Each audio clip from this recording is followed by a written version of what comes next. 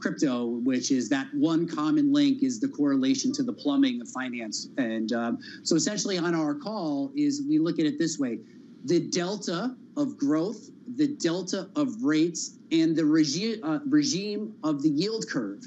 We are moving into a bull steepener regime, which is unequivocally dollar bearish in all other yield curve frameworks. So real rates are coming lower.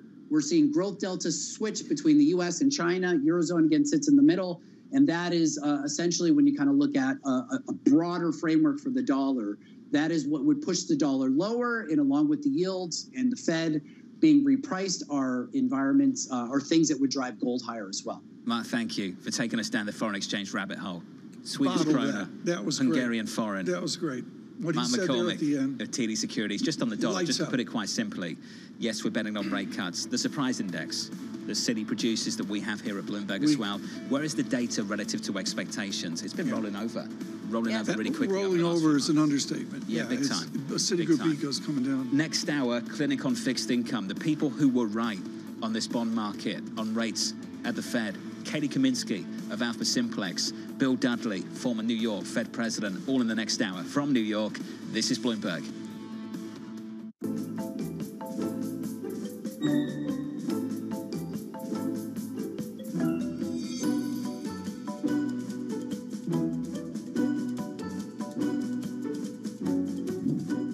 Some people might say that insurance is a boring business, but is that not the case? No, I find it very interesting. I mean, you're not doing the same thing all the time. I liked it because it had a balance of doing different things at once.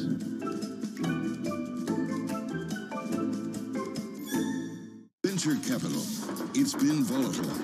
From bank crisis anxiety to AI exuberance, Caroline Hyde and Ed Ludlow chat with the biggest names about the latest tech trends. Is AI going to dominate the earnings narrative for this sector this week? I think we're seeing opportunity and potential platform shift that we haven't seen in a long time. If you're a company today and you're not embracing the changes that are taking place with AI, you're going to be behind. How do you prove to the investor base that you haven't just tacked on AI to make yourself sexy? It's very hard to differentiate if you're not experienced with AI. The startup stories. We think this is a watershed moment for technology. Certain categories are more exciting than others.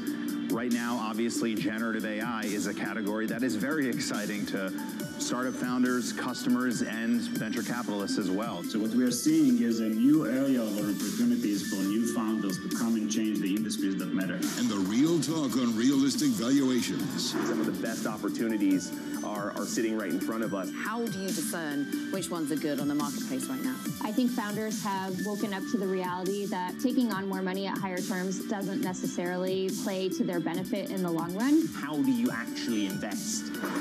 Follow the VC money on Bloomberg Technology, the only daily business show dedicated to tech right in the middle of the trading action. 12 p.m. on the East Coast, 9 a.m. in the West, only on Bloomberg Television.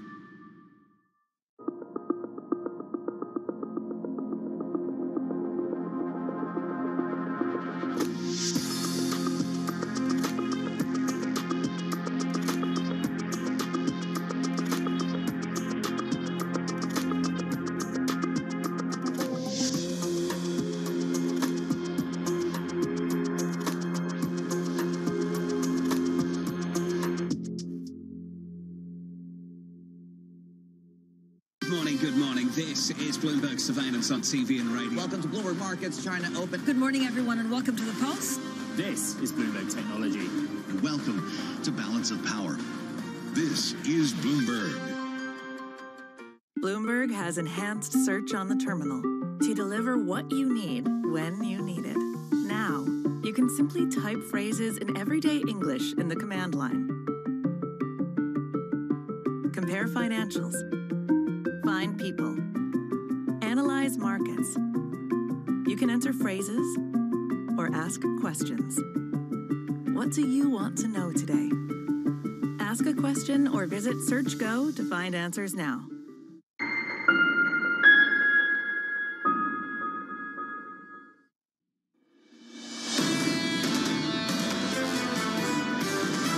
The slowdown is here and it will continue. We still have the worst ahead of us. We can actually see inflation moderate without going into a recession. By the end of December, first weeks in January, that's when we get that uh-oh moment and that we went too far. You have to have a little bit of humility when you look at these forecasts. The market is volatile right now because nobody really knows what to do or what to expect. This is Bloomberg Surveillance with Tom Keene, Jonathan Farrow, and Lisa Abramowitz. Slow down, what slow down? Live from New York City this morning. Good morning for our audience worldwide. This is Bloomberg Surveillance on TV and radio alongside Tom Keene and Lisa Abramowitz. I'm Jonathan Farrow. Your equity market slightly negative on the S&P 500. Last Sunday, the busiest day in history at airports in this country. TK, Black Friday. Best on record. Cyber Monday expected to be the biggest Monday. Cyber Monday on record. TK, where is that slowdown? The combination of the two, I think, is germane, and I was told JFK was sport as well. I'm sure around the nation you're all seeing it on radio and television as well. You're right, John. Every time you bring these up, you go, okay, what's the problem here? And we're going to get economic data today that may underscore that, because there's a lot of housing gloom out there. And we're going to really find out if there's price elasticity with yields coming down. I'm not so sure there is. And jobless claims just around the corner as well. Bear in mind, jobless claims last week, Lisa, 209,000 on jobless claims. So claims are low, unemployment's still low. Payrolls growth still looks decent. Citi looking for 200K plus next Friday in the payrolls report. And Lisa, looking at the numbers coming out of Black Friday and Cyber Monday, pretty tremendous spending going into the holiday season. Consumers are doing really well. How do you compare that to a Walmart CEO coming out and saying that they're seeing a dramatic pullback in consumers over the past 3 months? How do you pair that with what we heard from Best Buy, we heard from Target, we heard from a lot of the retailers? It doesn't really work unless there are different trends in different sectors, which is the reason why it has been so hard to get this economic cycle right. We did, what surveillance does. We talked to Dana Telsey and Oliver Chen back to back. Those are two hugely competent. You should see Dana Telsey in a TJ Maxx. She gets into aisle 4. You've never been People to a just TJ clear Maxx. out. People. I saw Dana once at aisle 4 of TJ Maxx. People clear out. She's so intimidating. Now I know you're making it up. Let me give you a number you can get your hands around. Please. This from Reed Pickett here at Bloomberg. It now requires $119.27 to buy the same goods and services a family could afford with $100 before the pandemic. Tom, if I can pick only one number that matters right now to how the consumer feels about what's happening in America, that's it. That number right there. Economist of the Year, Lyle Brainerd, silent at the White House. She was doing better as vice chairman. We heard more from her. And she gives credit to the idea of cumulative. It's not year over year. I've said this 8 times. I'm sorry. It's not month over month. It's not month over month. It's this cumulative study that Pickett's study is great here. The latest number I saw is groceries from the beginning of the pandemic up 17, 18%. Up 25% in January 2020. Wow. That's the number that matters, Tom. No two ways about it, without a doubt. Do you know what I'm paying for a fancy overpriced But don't you think apple? we need to talk about how we talk about inflation in this country on programs like this, when we sit here saying month over month it's this, core is this, inflation is slowing, and then you've got a whole group of people away from Wall Street that are just sitting there like, what on earth are you talking about? Well, we've always talked to both audiences, but to your point, John, our answer is we have to have the responsibility to do both. We got to play the eco-go game. As you say, claims coming out, extremely important. The adjustment, second quarter GDP, third quarter GDP, second look, I should say, 5%. An uptick is the model right now in that statistic, but then we got to look at the real world as well. Well, real wage growth is good, but is that the real world? I mean, a lot of economists would say absolutely yes, but I don't think, Tom, people should be telling people how they should feel. I see so much of that, Bramo, when people stare down a camera and say, we should feel better about this economy. This is how you should feel about things. And then you go through numbers like that. You look at the cumulative inflation over the last 3 years. Let's not talk down to people about how they should feel about this U.S. economy. Things are a lot more expensive, and what people feel is that they can't spend, they can't buy as much with their money, and that is a very real feeling. The key question is, what is the remedy? Is it time where things just stabilize for a period of time, given the fact that people have earned more? Or is it a more material deflation, which typically is negative, although if it's goods deflation, which we are seeing on the margins, could that give a bit of a lift Extremely well said, and the answer is the x-axis. You work it out over time. What I suggest, John, is we've had a massive pandemic stimulus. That was the choice of America. Did that stimulus, was it equally applied across 300 million people? The answer is no. The stimulus benefit went to the haves, and the have-nots across broad middle class got crushed. Let's turn to the scores. Your equity market right now, Tuesday morning, pulling back by 0.1% on the S&P 500. Just a touch lighter over the last 24 hours, yesterday and this morning. Yields a little bit higher by a couple of basis points, Lisa, up to 440.40 on a US 10-year. Wow, so big. Actually, the volatility really seems to have ticked off and slowed down. 9 a.m., I'm really watching housing price data coming out, CoreLogic, Case-Shiller, 20-city home price index data, as well as a whole host of other series. To me, yesterday, we got new home sales, and we got that the median price had fallen 18% year over year. Is this a blip with home builders discounting their inventory, or is there something broader going on given where mortgage rates are? 10 a.m., Chicago Fed President Austin Goolsbee and Fed Governor Chris Waller kick off a day of Fed speak. Yes. We also hear from Michelle Bowman as well as Michael Barr later in the day, and then, of course, Goolsbee again. And at 1 p.m., U.S. Treasury is going to auction off $39 billion of 7-year notes. The duration bid, I am very closely watching this. I think it's important because at this point, can we say the bid has really gotten back and really dampened volatility more significantly in the bond space? Bramo, thank you. Let's talk about that bond space. Katie Kaminsky, Chief Investment Strategist at Alpha Simplex, joins us now. Katie, the journey, the low on a 10-year yield back in 2020 in spring, 50 basis points. The high over the last couple of months through 5%. It paid to be short, this bond market. You have been short. But the turnaround in the last couple of months has been brutal the other way. We've come from 5% down to 440 on a 10-year. Katie, you've been short. Are you still short? And if you are, why? Yes, still short, but that has to do with different signals having different views. Take a look at the chart for the year. If you look at the year chart, the last month has been a miraculous turnaround relative to where we've come. So we're still way ahead of where we began the year, even prior to what happened and post what happened in the regional banking crisis. And so I think the key question to ask yourself about bonds right now is, where are we going next? We have been looking all year for a disinversion of the curve, and we got that in October. And the next point is still really uncertain. Are we moving to a steeper curve? And if so, which way? Or are we just going to move around in sort of a range until we figure out what's actually happening with the Fed? Katie, why is it not as simple as taking a look at the economic data coming out, showing that it is disappointing much more frequently than it is outperforming, and just sort of leaning into that, which the rest of the market seems to be doing? This is a good question, because really what I find the most concerning about the last month is there's been a massive risk-on rally on weaker economic data. And that, to me, is sort of a relief rally from where we've come, because we've been through a lot, particularly in bonds. And so I think most people are buying right now because they're saying, if we see cuts soon, then we know that yields are going to come down. My concern is that it could take a lot longer than people think, pointing out that inflation is still way above target, or at least 1% above target. So we could take a year or so to get there. People are very quick to think that things are over when they take time to actually get through the system. Katie, we're setting up for the new year. I want to go back to the advent of all this, and this is trend-based studies, and it's Andrew Lowe, the giant, and working with Alpha Simplex and Wells Wilder and Monroe Trout, John Henry, and the rest. And the germane question 20 years ago is the same today. If you look at trend-based studies, or the complexity of trend-based setups, are they elegant right now? Is the math good, or are you blind? Well, turning points are notoriously difficult for trend following. It's because we're not really set up to pick the tops and bottoms of big moves.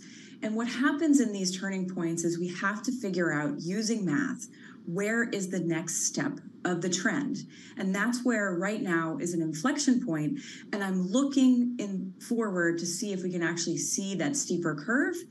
And when we've done historical analysis, what you do see is flat curves or steepening of curves is very difficult for trend signals, because it's moving. Everything's moving. So if it's a stochastic environment and you've got to find a new trend, what is the key attribute for our listeners and viewers to establish the trend? Well, I think the key thing that we always think about as trend followers, we try to blend different views. So right now, the long-term view is still cautious. The shorter term view is very, very optimistic. And if you combine those two together, you're really sitting in a situation now where we need more data and we need more time to understand where the market's going next. And that's why I think the market is so focused on every data point that comes out, because we're trying to sift through which view is correct. Is there a new trend? Have we moved to a new era, a new phase of the curve shift? Or are we still sort of treading water trying to figure that out? Time is expensive for shorts, and that's something that we have seen play out again and again. How much are some of those short positions being washed out, adding to the rally, the stability that we've seen in bond yields over the past week, and something that you think maybe can't last? Yes, of course, but I think there's been plenty of shorts this year, especially last year as well, when you think about where we've gone. We definitely need a balance between shorts and longs in this market. We have seen more buying pressure recently, which has been kind of perhaps causing some deceleration or deleveraging in short positions. But from the trend space, that's a strategy that's much more slow moving than some that you might be discussing. But there are definitely potential that some people are unwinding shorts as well. Katie, thanks for the update. Still short on this bond market. Katie Kaminsky of Alpha Simplex. Here's an update we mentioned yesterday on Deutsche Bank, the outlook for bond yields. This is what I think is really interesting about fixed income right now. If you ask for a forecast, a call, a price target, a yield target, if you will, into next year, there is far more confidence about the front end than there is the long end. Mm-hmm. At the front end, directionally, the Fed's going to cut. Seems to be the consensus view. By how much, we can discuss that. But at the long end, you get a very, very different range of views. Take Deutsche Bank, for example. On a 10-year, their call is removed to 4.05%. Now, bear in mind, Deutsche Bank thinks you get a ton of rate cuts next year and a recession, and yet their 10-year call on a US Treasury leaser is 4.05%. The 2-year, the call is radically different. They're looking for a move of more than 100 basis points lower. That's what I think is interesting about the calls going into next year. Monetary policy versus fiscal policy. How much is that essentially what you're seeing in the differential between 2-year and 10-year calls, given the glut of issuance in all of these auctions that we keep talking about? And all the overlay here of every nuance of every bank is the basic idea of, will there be a GDP slowdown, and with that some change in the unemployment rate? John, you've mentioned twice here claims this week. I'm going to take the 4-week moving average, and there's a 209 in there from last week, and that flat out doesn't get it done. Based on the estimates I'm looking at this morning, sneak peek of Thursday, looking for claims maybe to climb about 10K. Is that a guesstimate? I don't know. How hard do they work? It's a best guess. It always is, isn't it? Yeah. If you are just joining us, welcome. Your equity market negative 0.1%. Yields a little bit higher by a couple of basis points, 4.40 on the US 10-year. Cameron Dawson joining us in the next hour from New Edge. She'll sit around the table with us at about 8 a.m. Eastern time. With us here in New York very shortly in about 15 minutes' time. TK, one of your favourites, Ian Lingen of BMO on this bond market. And he's been right here. Just as a general statement with lower yield, he said load the boat on the 10-year yield, and you know, you make a call that bold if you're Ian Lingen. He's screaming by, didn't he? Yes, he did. Screaming by. And then Is he to Deutsche Bank's 405, or does he think it's a 3-handle? And that's a kind of dynamics where you can make some real money if you have conviction. I don't have conviction in it now. I mean, you know, I'm worried about the high drama out there, and what we've got is low drama Bramo. Is out low there. Drama Bramo. Low drama Bramo. What's low drama Bramo? She says there's low drama out there right now, and it's like low drama Bramo is we're just sort of, you know, I'm going to make some to just sort of, you know, add to the whole feeling. You get a 3-point XX, that's not low drama. What I think is interesting, actually, pointing to low conviction. Chris Harvey, in his outlook for next year, talking about it's a trading market. Just go against everyone else. I kind of relate to that. I saw that note this morning. That doesn't morning. make for good TV and radio. Good news is bad news, and but it's going to be volatile. Lean against everybody else. Half. Yeah. Bill Dudley's going to join us a little bit later of Bloomberg Opinion, the former New York Fed president. That conversation just around the corner. From New York City this morning, good morning.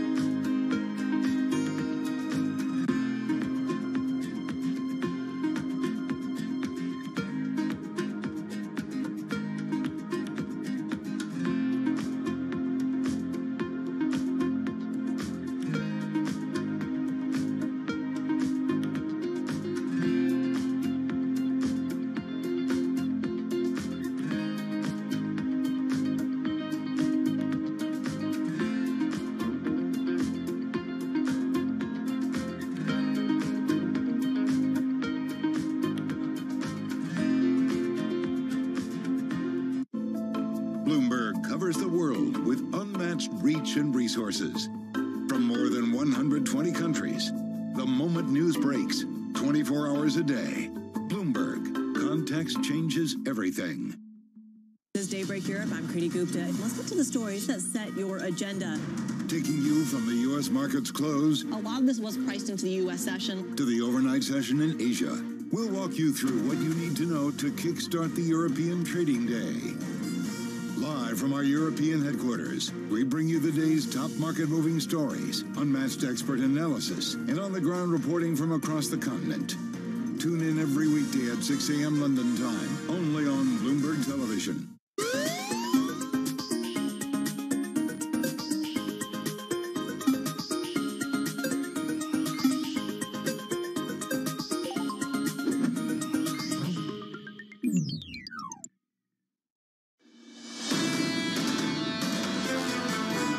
We are in some ways in the easiest period of hostage negotiations.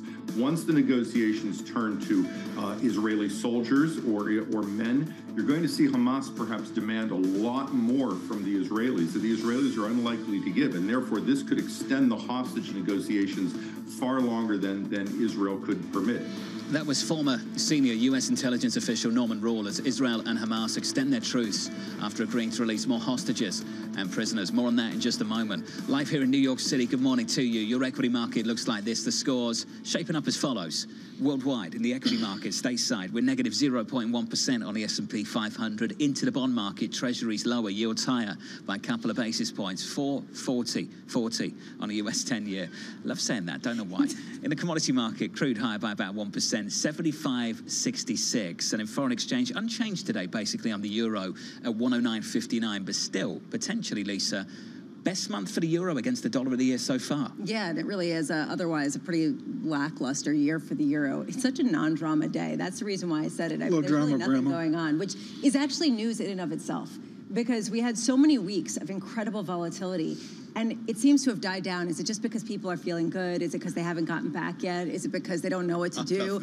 I'm not sure. Bond markets aren't grumpy anymore. Is that it? Investors have come back after Thanksgiving and we've conquered volatility. That's exactly right. Okay. I mean, basically, people are seeing that, you know, at least you guys aren't freaking out. We can come back. There is something to be said for that. Yeah, the moves are smaller, Tom. Let's put it that way. They're smaller. They're smaller, but, you know, I think, John, that yeah, I get it. It's quiet. We're waiting for data. We're waiting for December 8th, the late jobs report as well into the Fed meeting. But the answer is they're going to come up with something. And I'm going to circle back to Powell. Is it today he's speaking? Friday. What's he going to say? A whole lot of nothing. You know, well, is this a good time to give out a message?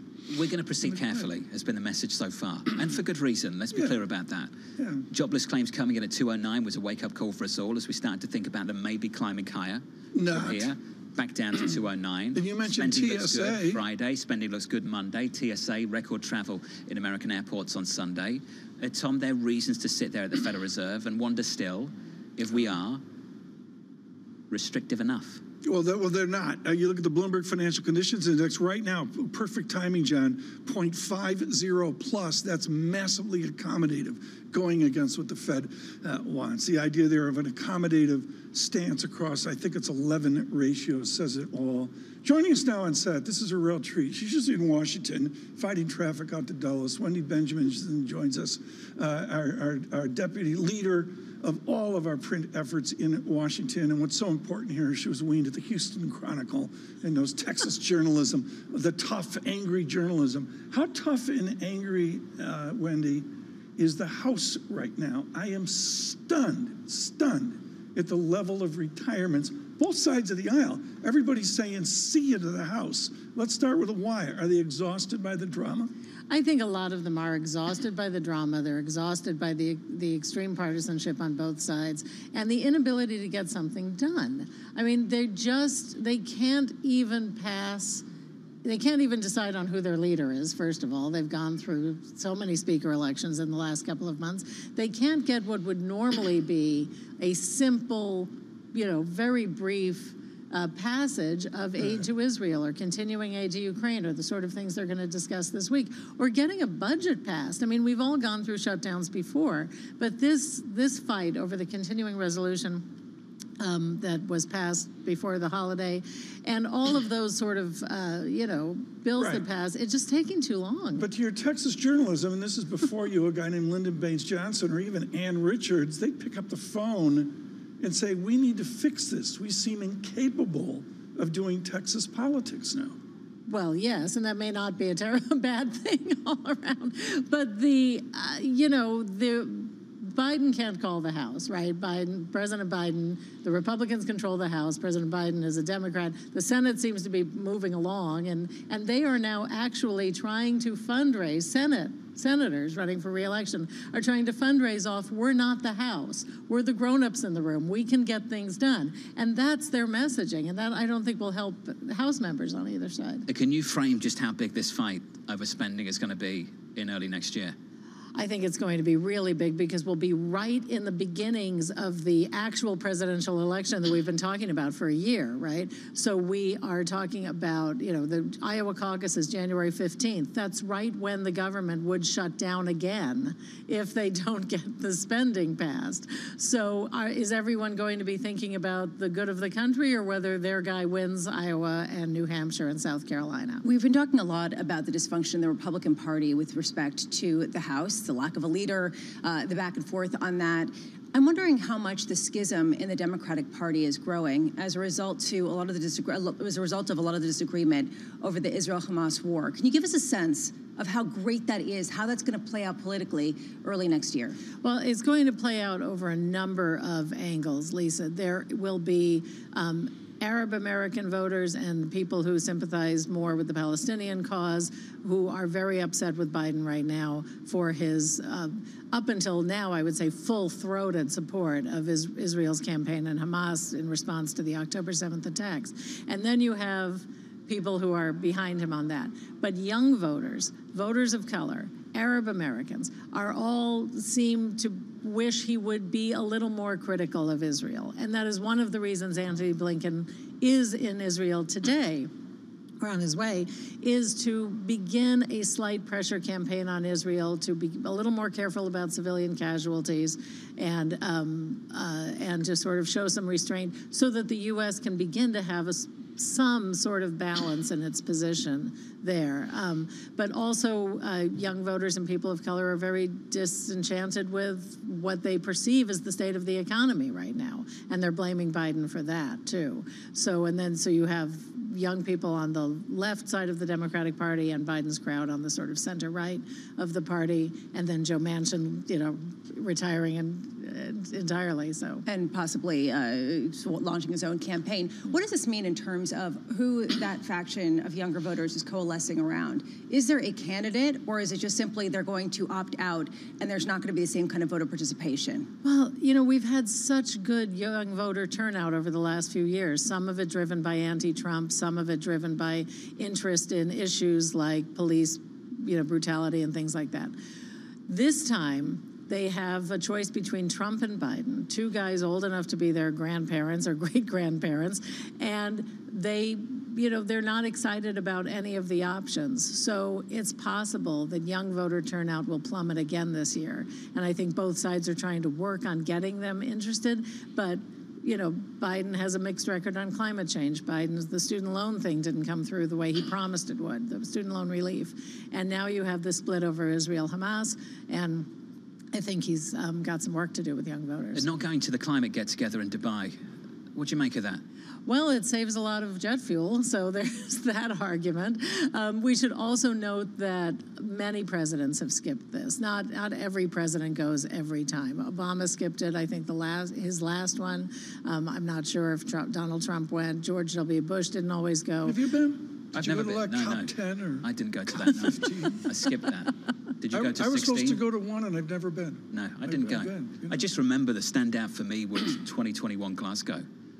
Yeah. And the contradictory messages that we were getting from the administration. We need to end fossil fuels, and in the same breath, in a different country. I think it was in Rome, wasn't it? Did they go to Italy a little bit earlier? I'm trying to remember my calendar that year, Tom.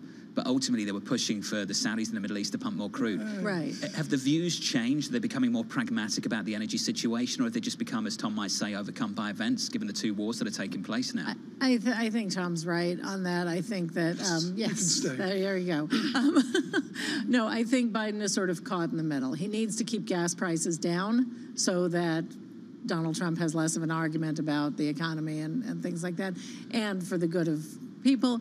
And at the same time, as I was just saying to Lisa, he has this problem with the youth vote. The youth thinks climate is one of the top arguments, and so he's got to sort of thread that needle, and they're not doing that very well at the moment. Wendy, it's good to see you. Go to New York. We should do this again soon. Wendy Benjaminson there of Bloomberg. TK, on the latest.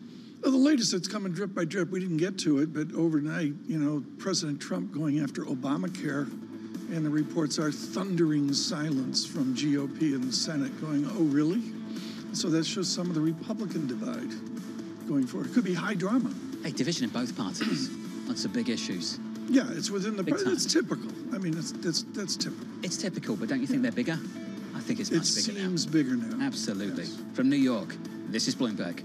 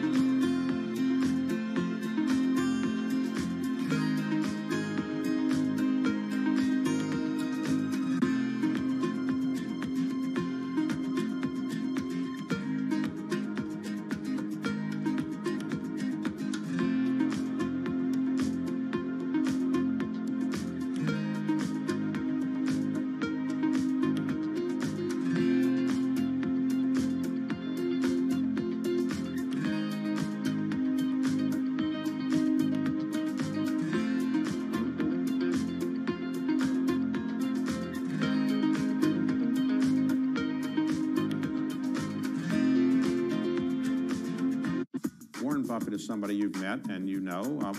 What does he tell you about investing? He tells you to just do what he does, or what does he tell you? Pretty much. I mean, one of the things, we have this great connection about the love for baseball. And the reason why Warren and I got to know each other is he insured my contract, the 252. I reached out to him and I said, Warren, now that we're business partners, maybe I can come see you in Omaha. I thought I would never get an email back. And Debbie, who's been with him for over 40 years, wrote back and said, how's October? I said, I'll be there because we're not going to the playoffs. And that led a series of 5 or 6 years where I go back to Omaha. And he said, Alex, you always want to be a gentleman. You want to be a great baseball player. And then the 2 rules of investing are, 1, never lose money. And number 2, don't forget rule number 1.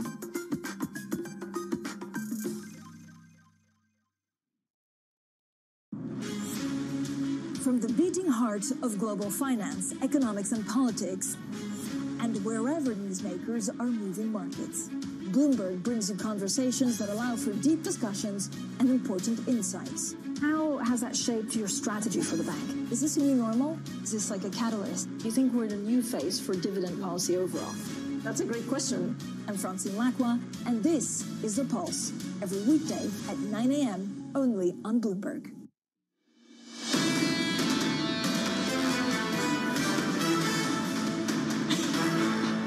Stocks look like this. The scores as follows. On the S&P 500, negative by 0.1%. On the Nasdaq, down about 1/10 as well. Small move lower yesterday on the S&P. Another small move lower. Did you see this that? morning. I think you'd say teen swings, TK. Massive teen swings. And like the Nasdaq 100, what I would point out is there's a lot of excuses to go down, and then the bid comes in. The Nasdaq was down about 0.07%. On the S&P, we were down 0.2 at a close yesterday. Let's turn to bonds. 2-year, 10-year, 30-year. Small moves, conquering the volatility. Lisa thinks maybe we have done. We're up by a basis point. Lisa, I'm just saying maybe we have done. Yeah. You want me to hold on still? No. I'll continue. That's good. Carry on. Resume. Up a basis point on a 10-year, 440.21. 2-year gone nowhere, 488.33. Auction a little bit later. 7-year, I'm told, Tom. Yeah, I have no idea what that informs me. Can you envision $39 billion worth of 7-year notes, 1 p.m. Eastern time? Can you envision 3.99%? I mentally can't get there. But that's what some people are saying. 41 basis points away. Yeah, it's like, 3-day rally which away. is 2 days, maybe. Exactly. 2 days, perhaps. Let's finish on foreign exchange. Talked a lot about the euro potentially having its biggest month of the year so far. The euro against the dollar at about 109.50 on the month at the moment. Just massive euro strength, about 3.5 percentage points worth of strength against the weaker US dollar. Not just about the Fed potentially cutting interest rates next month, but the data relative to expectations, the so-called surprise index, Lisa, surprising to the downside over the last few months. In the U.S., and on the flip side, surprising to the upside on the margins in places like Germany. Things aren't as bad as people had feared. So you've got both things going for the euro. I'm not sure what that means from the disinflation standpoint, et cetera, but it's been a year for the euro that's been pretty rocky, so they could, use a little bit. That's nice here. The dollar getting beaten up on both sides. Let's get to some top stories. Under surveillance this morning, U.S. Secretary of State Antony Blinken heading to Israel for the 3rd time since his war with Hamas began last month. Hamas releasing 11 more hostages as part of a deal to extend its truce with Israel until Thursday. Israel, for its part, is releasing another 33 Palestinian prisoners and allowing for more aid into Gaza. The National Security Council spokesman John Kirby telling media he does not expect Americans to be among the latest, Tom, to be released. Extend is the key word there. And as I said earlier, I just think that it becomes ever more efficacious as you get out 1 day, 2 days, 3 days. We're getting used to this, and it's very, very constructive. And the feel-good tone is there and growing as we wait for what the next is. And then there's a reality check, Tom. Yeah. That the objectives, Lisa, ultimately have not changed. Constructive that you see these hostages being released back into Israel. Constructive that you see this aid getting into Gaza. Constructive that the truce might last a few more days. Reality check. The objectives have not changed. This conflict at some point will surely resume. Israel still wants to eradicate Hamas, has not done so yet. Hamas still wants to see Israel disappear. And that's not going to happen if Israel has anything to say about that. So you have those two conflicting messages. How are they going to resolve it without an external voice? So I wonder with the Qatar discussions and how much they're negotiating for acting as the go-between for some of the hostage releases. Are they having other discussions, too, about the what's next? That's the latest, and the next hour we'll continue this conversation with Wendy Schiller. Just an update on potential IPOs. The class of 2024 could be Shein, Reddit, Rubrik, Kim Kardashian, Skims, all looking to go public in the next year. Reddit working with Morgan Stanley and Goldman, reportedly, on a listing that could value the company at as much as $15 billion US. Tom, elsewhere, Chinese fast fashion maker Shein looking at a valuation of as much as $90 billion US. It's been quiet for this part of the banking industry, Tom, and there is some potential here to pick up going into next year. Are they legitimate IPO candidates? Are they too small? Are they essentially private, almost micro caps that should not be looking at an IPO? But the answer is, the froth is, let's cash out, let's get the equity going, and where will we be in 6 months? What I find interesting is that we haven't seen any froth, right? I mean, this year has been so quiet when it comes to IPOs, at least when I'm talking about this year, not just in general going back. But there's a question of, is this going to be some sort of private equity exit or founders exiting some kind of investment? Or is this that people see the market thawing in a real concrete way and want to move forward with investment?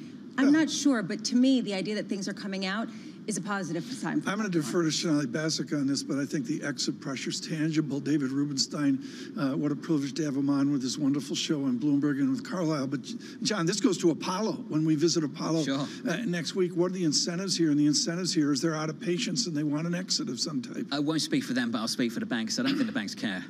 They just want the action. They want the action. And Absolutely. they're potentially going to get some action next year. I want to finish on a mover for you. Big move in yesterday's session. iRobot dropping 17% after, guess who? The EU warned its planned merger with Amazon would lead to competition issues. Amazon is looking to buy the Roomba maker for $1.4 billion. These stocks soaring last week after a Reuters report claimed the EU would clear the deal. Amazon and iRobot saying they will address issues with competition on Amazon's marketplace and data collection. The stock bouncing back this morning, Tom. Bram will agree with me. There's no one we know more qualified to have a Roomba than John Farrow. Can you see him on Saturday morning with two of them going at once? I am so tidy and organized. I find it therapeutic. Get the Dyson out. Just clean things up a little bit. That's I use what the you Dyson do myself. While Saturday I and use a robot. Sunday. Yeah, Saturday and Sunday. Just really relaxing stuff. Yeah. Wake everyone up. It's well known that 50% of dogs go after the vacuum cleaner. Is that so at one point, Vet Bill or Kennel Fee are going after that beast. You are the target audience. Yeah, there we are. We're all Roomba. Vacuum cleaner. Right now, and this is the interview of the day on fixed income. In fact, I would say his visit with us last was the interview of the quarter. He's with BMO Capital Markets. Ian Lingen writes exceptionally dense, must-read notes every morning on U.S. full faith and credit. Last time around, he said, load the boat on the 10-year. Let me go right there first. Are you going to continue to load the boat on the 10-year? Price up, yield down. I do think we're at a moment of consolidation in the Treasury market. Ultimately, we're going to end up with lower rates than we have at the moment, and that's simply because the Fed is effective in re-anchoring price stability and making sure that we end up on the other side of this cycle, not in a dissimilar place from where we entered the pandemic. And they've been successful thus far. So I would definitely still be long treasuries between now and the end of next year, but with a nod to the fact that it will be a choppy ride. Have we re-anchored the bond market? Do you think we have? I think we have. I don't think that we're going to retest 5% in the 10-year space, and I think that the 2-year sector is going to remain wedded to monetary policy expectations, which means that we'll fluctuate kind of in the range that we are. Maybe we'll see a 5 handle again if the Fed is effective in reintroducing the idea that they could still hike another time during this cycle, which we don't think they will. Let's talk about conviction levels. Do you have more confidence about how things evolve at the front end or the long end of the curve? At this stage, I have strong convictions in both, but with a nod to the fact that we tend to think of the 2-year sector as nothing more than a 24-month rolling window of policy expectations. We think that the Fed is done, but the nuance within that is that the Fed has a very high incentive to continue to keep another rate hike on the table, even if they don't believe it's going to happen, because they want to push rate cuts out as far as possible, which is what makes the December update of the SEP so fascinating, because we know that they're going to drop this year's dot to 5.3 simply to match where we are at the moment. Question is what happens to the 2024 dot. If they don't change it, then that means they're going to be telling the market that they're only cutting 25 basis points next year. I love this game theory. The market's not going to believe them. Basically, they're going to come out and say this, and everyone's going to be like, we know your game. Yep. You're trying to jawbone us into removing rate cuts from our expectations. From your expectations, do you agree with the likes of Deutsche Bank that see 175 basis points of rate cuts next year? So I think that there's one of two outcomes is going to occur. And it's really, not to use the cliche overly, it is a gray rhino versus a black swan. So either we're going to see what the Fed is projecting occurs, which is a slow and steady increase in the unemployment rate, the real economy slowing down, and inflation coming back in line with expectations, or there's going to be an event that we don't see on the horizon. Is that a stock market crash? Is it a blow up in credit? Is it some geopolitical contagion that leads to a flight to quality in treasuries? One of those two outcomes is going to occur. At the moment, everything appears skewed towards a slowdown, a more moderate adjustment on the rate front, which would suggest, from my perspective, that 100, 125 basis points worth of rate cuts, which is effectively what's priced in at the moment for the market, is probably a good base case, but there is a potential for the Fed to make it all the way to the fourth quarter of next year without having to cut. This is really the key question. Is this positive for the overall economy? Is this stimulative, or is this indicative of a greater degree of a slowdown than people currently expect? The longer it takes the Fed to cut, presumably the more dramatic the cuts will be and the more economic destruction will occur, or demand destruction that will occur. But to some extent, that's precisely what Powell is attempting to orchestrate at the moment. Because when we look, and Tom made this point earlier, when we look at overall financial conditions, the Fed has to be viewing that as somewhat problematic because they want financial conditions tighter. And so the easier financial conditions are, the higher the likelihood that the Fed delays rate cuts as long as possible, risking a bigger slowdown. You're the grizzled pro here. I bust Lisa's chops about auctions. And of course, folks, I understand the auctions have some validity and are serious, and I should be like Ian Lingen and lean on them. Who is the bid on full faith and credit United States paper? Who's the marginal? You do partial derivatives there. Which is the partial derivative that matters? We want to own that paper. It's a fascinating question, and that's something that we spent a lot of time debating over the course of the last year. At its essence, we have, as a market, lost the motivation of the traditional incremental buyers. Right. Japan has slowed down in their buying. We have seen other major central banks be a little bit less aggressive as a theme.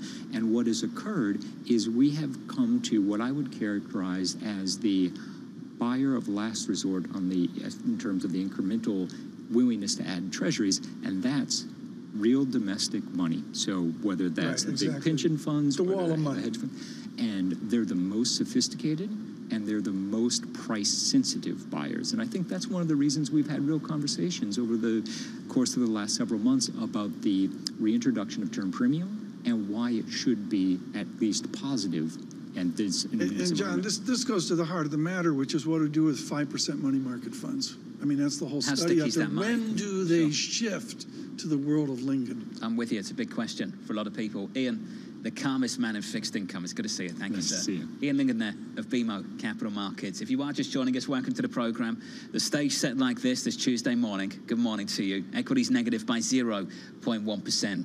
Yields a little bit higher by a single basis point, 439.43. Just 40 basis points away, Lisa, from talking about a 3 handle. Feels like it was only last week, because I think it was only last month, that we were talking about the potential of maybe 6 after breaking through 5 on a US 10-year. It has been unprecedented volatility if you look at the bond space, and that has to underscore the calm that we're seeing right now in markets, the fact that we do not see that now. The fact that Ian said we've basically seen the volatility. It is behind us. We now have seen the ceiling. We're not going to get back to that 5% level in the 10-year.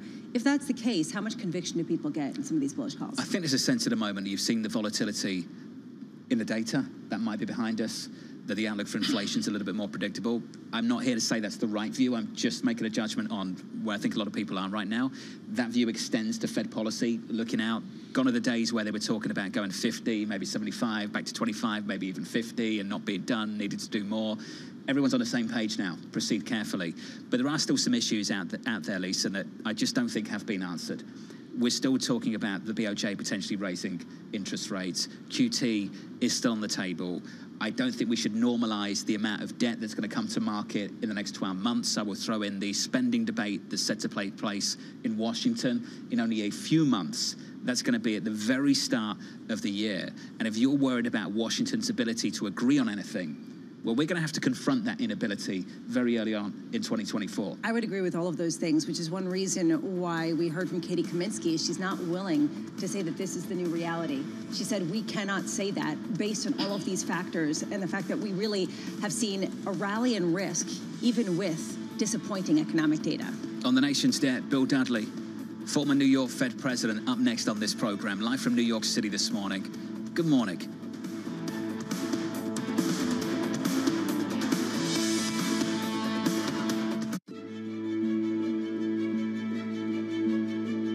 The younger generations are more, of course, pay more attention to sustainability. And so they are looking at brands that are greener, but you have to make sure you're authentic because they hate greenwashing. But what is very important to remember is that none of them, whether they're young or not, will ever sacrifice product quality and efficacy to sustainability, which is why part of the big transformation of our R&I, where there's this €1 billion we spend every year, most of it is spent on transforming our formulas from petrochemicals to biosourced ingredients and green sciences, but without losing the efficacy.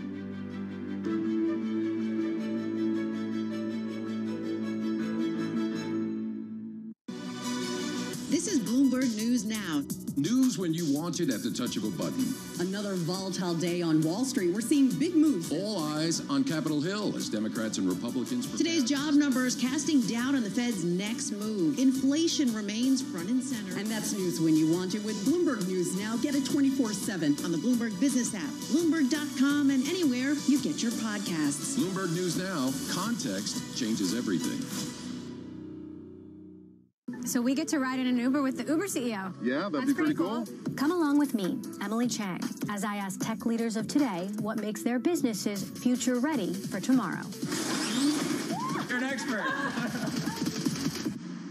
Why do the biggest names in business choose Bloomberg? That is a great question. It's a great question. Great question. Great question. Best question I get all night. Bloomberg, top experts, great questions.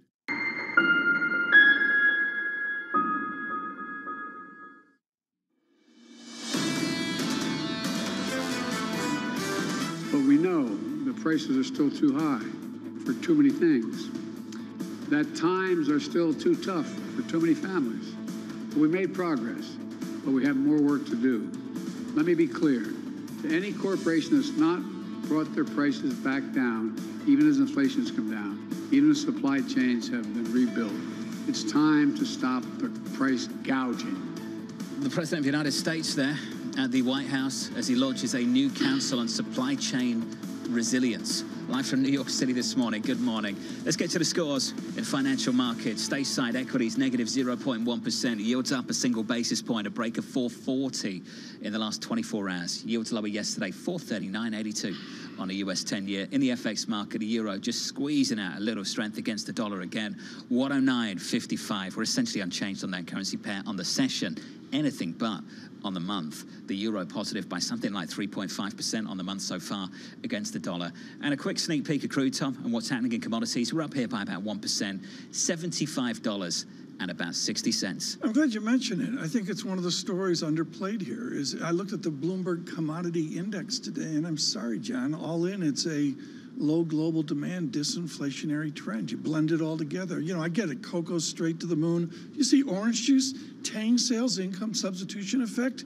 People are piling into Tang off the orange juice surge, but everything else is flat on its back. I'm not sure if that's true. No, it is. There's I'm a not sure substitution effect. what you had to say just then that's true, but coffee up by 23% since 2020. But nevertheless, the Bloomberg Commodity Index itself. I'm never sure. I'm pretty sure that there is no Tang index, so that we can. No, there's a substitution effect. Let you know. Come on. There's an economics lesson in there somewhere. It's in there somewhere. But I'm not sure. It was sort of like a made-up story for children. Yeah, well, that's what we do. With an unclear message. That's what we do. Okay, good. I think we're done. I think we're done. Right now, we're going to look at BitDog. We do the 37,000 here. What's important here is to look at what people that are thinking about this think will be a constructive outcome.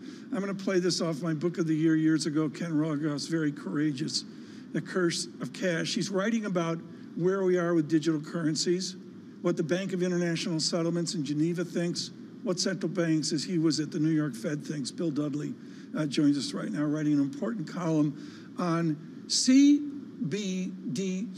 central bank digital currencies. Bill Dudley, very valuable and thought-provoking this morning. We just saw criminal trials, guilty verdicts, maybe appeals involved, but are we getting away from the presumed criminality, the punishment, the secrecy that Ken Rogoff had the courage to talk about? Well, I think that the crypto space is in disarray right now. And the real question now is, are central banks around the world going to introduce central bank digital currencies to sort of take up that slack? I think that's going to happen. Probably going to be more evolutionary than revolutionary, because it depends on what payment system that you're starting with. I think where central bank digital currencies could play a very, very important role, this is highlighted in a new paper that we put out by the Bretton Woods Committee, is really on cross-border payments. If we had a system of central bank digital currencies where the interfaces were harmonized, you could probably execute payments on a cross-border basis at a fraction of the cost today. For a lot of migrant workers, when they're sending their payments abroad, it costs over 5% of the value of the payment just to execute the transaction. And it's very slow. So we can certainly do a lot better than we're doing right now. Now, in this process, the Fed is very far behind in terms of their work on central bank digital currencies. And in the U.S., there's quite a bit of skepticism about the need for central bank digital currencies. Why I think this work will continue. Well, that's the heart of the matter. I'm going to go to Raphael Auer, who owns the high ground on this at BIS. He's documented the incredible friction of transactions in the real world. We all thought we'd be trading Bitcoin at, John would be down at Celine trading Bitcoin for a sweater, but the answers were not. We can really get down to where this is efficacious for central banks. We can really squeeze this down to where there's no transactional friction. Well, there'll obviously always be a little bit of transactional friction, but we can do a lot better than we're doing right now. I mean, in theory, central bank digital currencies should be a pretty significant improvement over cash. They'll be just as safe as cash, but in terms of the default risk, because they'll be guaranteed by the sovereign nation. But you don't have worries about storage. You can transact with digital cash across long distances. So to me, it's like cash plus. It's superior to cash. And it's something that the U.S. should start to innovate on. There's a concern, Bill, that as you disintermediate banks, essentially those agents that really capitalize from those frictions that exist, that some of the functioning of markets that traditionally has supported things like treasuries starts to ebb away. How concerned are you as you start to adopt new, less friction-filled methods and as capital markets slow in the wake of rate hikes? How much does that really disintermediate banks that really are still essential for the functioning of the treasury market?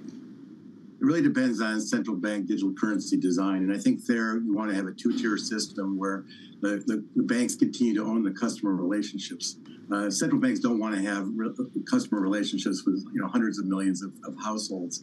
So they should hand that off to the banking system. The second thing you want to do is make sure that the central bank digital currency doesn't pay interest.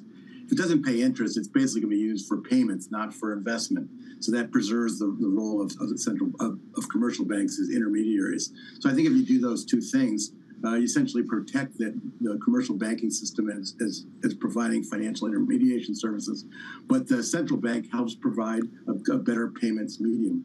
The reason why I ask this, on a broader sense, away from digital currencies, is there is increasing concern about how much of the risk-taking activity and how much, frankly, of financial market functioning has moved outside of the highly regulated banks into the private sector. Earlier this morning, UBS Chair Colm Kelleher came out warning again that there's a bubble in private markets and that there's risks building there as an increasing amount of lending moves to that area. Are you concerned about that? Do you think that there is this sort of situation forming on the heels of rate hikes, on the heels of the more tightly regulated banks, that deserves greater scrutiny? Absolutely. I think this notion that all we need to do to fix the problems that we saw in March of 2020 in the banking system is to pile a lot higher capital requirements on the largest banks, I think that's misguided.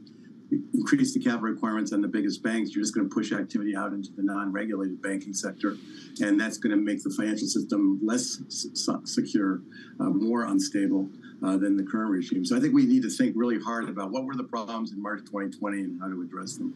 Bill, thanks for catching up with us. Give us your view on that. Bill Dudley there, the former New York Fed president. We were talking about this in a commercial break. I remember that paper that Andy Haldane over at the Bank of England years ago, Tom, put out on this. Yeah. That perhaps, and this is why a lot of people are very, very suspicious of government moves in this area. I remember Andy talking about if you banned cash, what you could do is you have money on deposit at banks and you can have deeply negative interest rates that force people to spend their savings. that's just one example of why people are deeply suspicious, TK, about moving in this direction. Rogoff's compromise on that is to always have modest amounts of cash efficacy within the system. He does not want to eliminate cash from the system. Sweden's the most out front on this, but and this is Benoit Cœuré's leadership at Bank of International Settlements. What's really this about is they want to rip out the criminality threats and secrecy threats of the modern system. You're not going to have that with the United States doing cross-border Fed transactions with the Bank of Sweden. Yeah, it's also who do you want to basically set the parameters for your ability to use cash, right? Right now it's banks, it's the private markets, and then people feel like they can choose what they want versus the U.S. government. But otherwise, how much of transactions at this point are in cash? Actual hard cash. It's de minimis. Yeah, I mean, what I would say, John, is I haven't seen this. Maybe Greifeld knows. Katie Greifeld knows this. What does Bitcoin do? The price of 37,000. That's a separate conversation. To Lisa's point, you mentioned Sweden largely being a cashless society. I think the numbers dropped below about 10% of the population using cash. But to Tom's point, Lisa, it's about having the cash option. I don't use cash, but I want that cash option. Because, Tom, what you said is a double-edged sword. Can you clamp down on criminal activities? Without a doubt, of course, that kind of makes sense. That's intuitive. But what happens next? What happens next after that? Well, don't you think you outsource government control in a way that we've never seen before?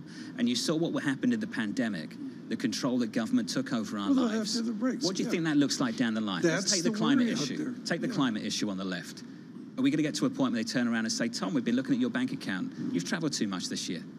I think that's not really part of the Dudley debate. The Dudley debate is, are we going to get something more efficient than present cash transactions? My answer is, what's so bad with the present system? But people smarter than me are saying we can get to a more friction-free system within governments, not outside worrying about whether Bramwell's using the Gulf Stream. I'm going to steal a phrase from someone else, but I think a healthy dose of intellectual insubordination is a good thing in this conversation, okay?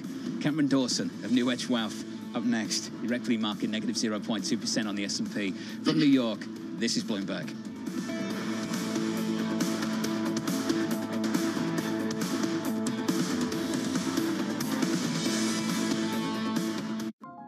The shape of the On athletic shoe is unique. It can't be mistaken for any other brand. The structure of On's C-suite is just as distinctive, starting at the top with a pair of CEOs. What we realized very early on is if you're adding different capabilities to each other and you do that as equals, then this leads to better outcomes. Mark Maurer joined On as Chief Operating Officer in March 2013. Martin Hoffmann arrived as CFO that July. In 2021, they jointly assumed the CEO role. We are a brand that needs to be excellent in designing product, in innovating product, but also in shipping millions of parcels from A to B in the most efficient way. So we need to have very different mindsets and very diverse people. Mark has different strengths, I have different strengths, and if you take us together, you just get more. Companies with co-CEOs are rare, but On's configuration is even more unusual. Martin Hoffmann also holds the CFO position. He says his two jobs complement each other. I actually feel the CFO makes you a better CEO, and the CEO makes you a better CFO. Understanding what you build as a CEO helps you to understand your numbers, and understanding the numbers helps you what are the right things to build.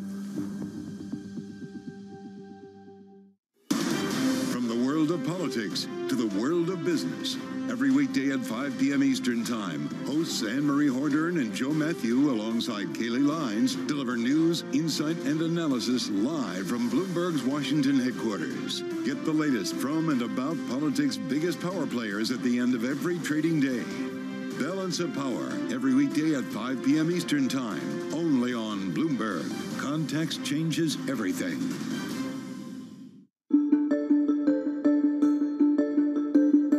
There's much oil to be found in the lower 48 at this point, or even in, let's say, Alaska as well, where mostly we know where all the oil is, and there's no more big Permian Basin kind of deposits anywhere.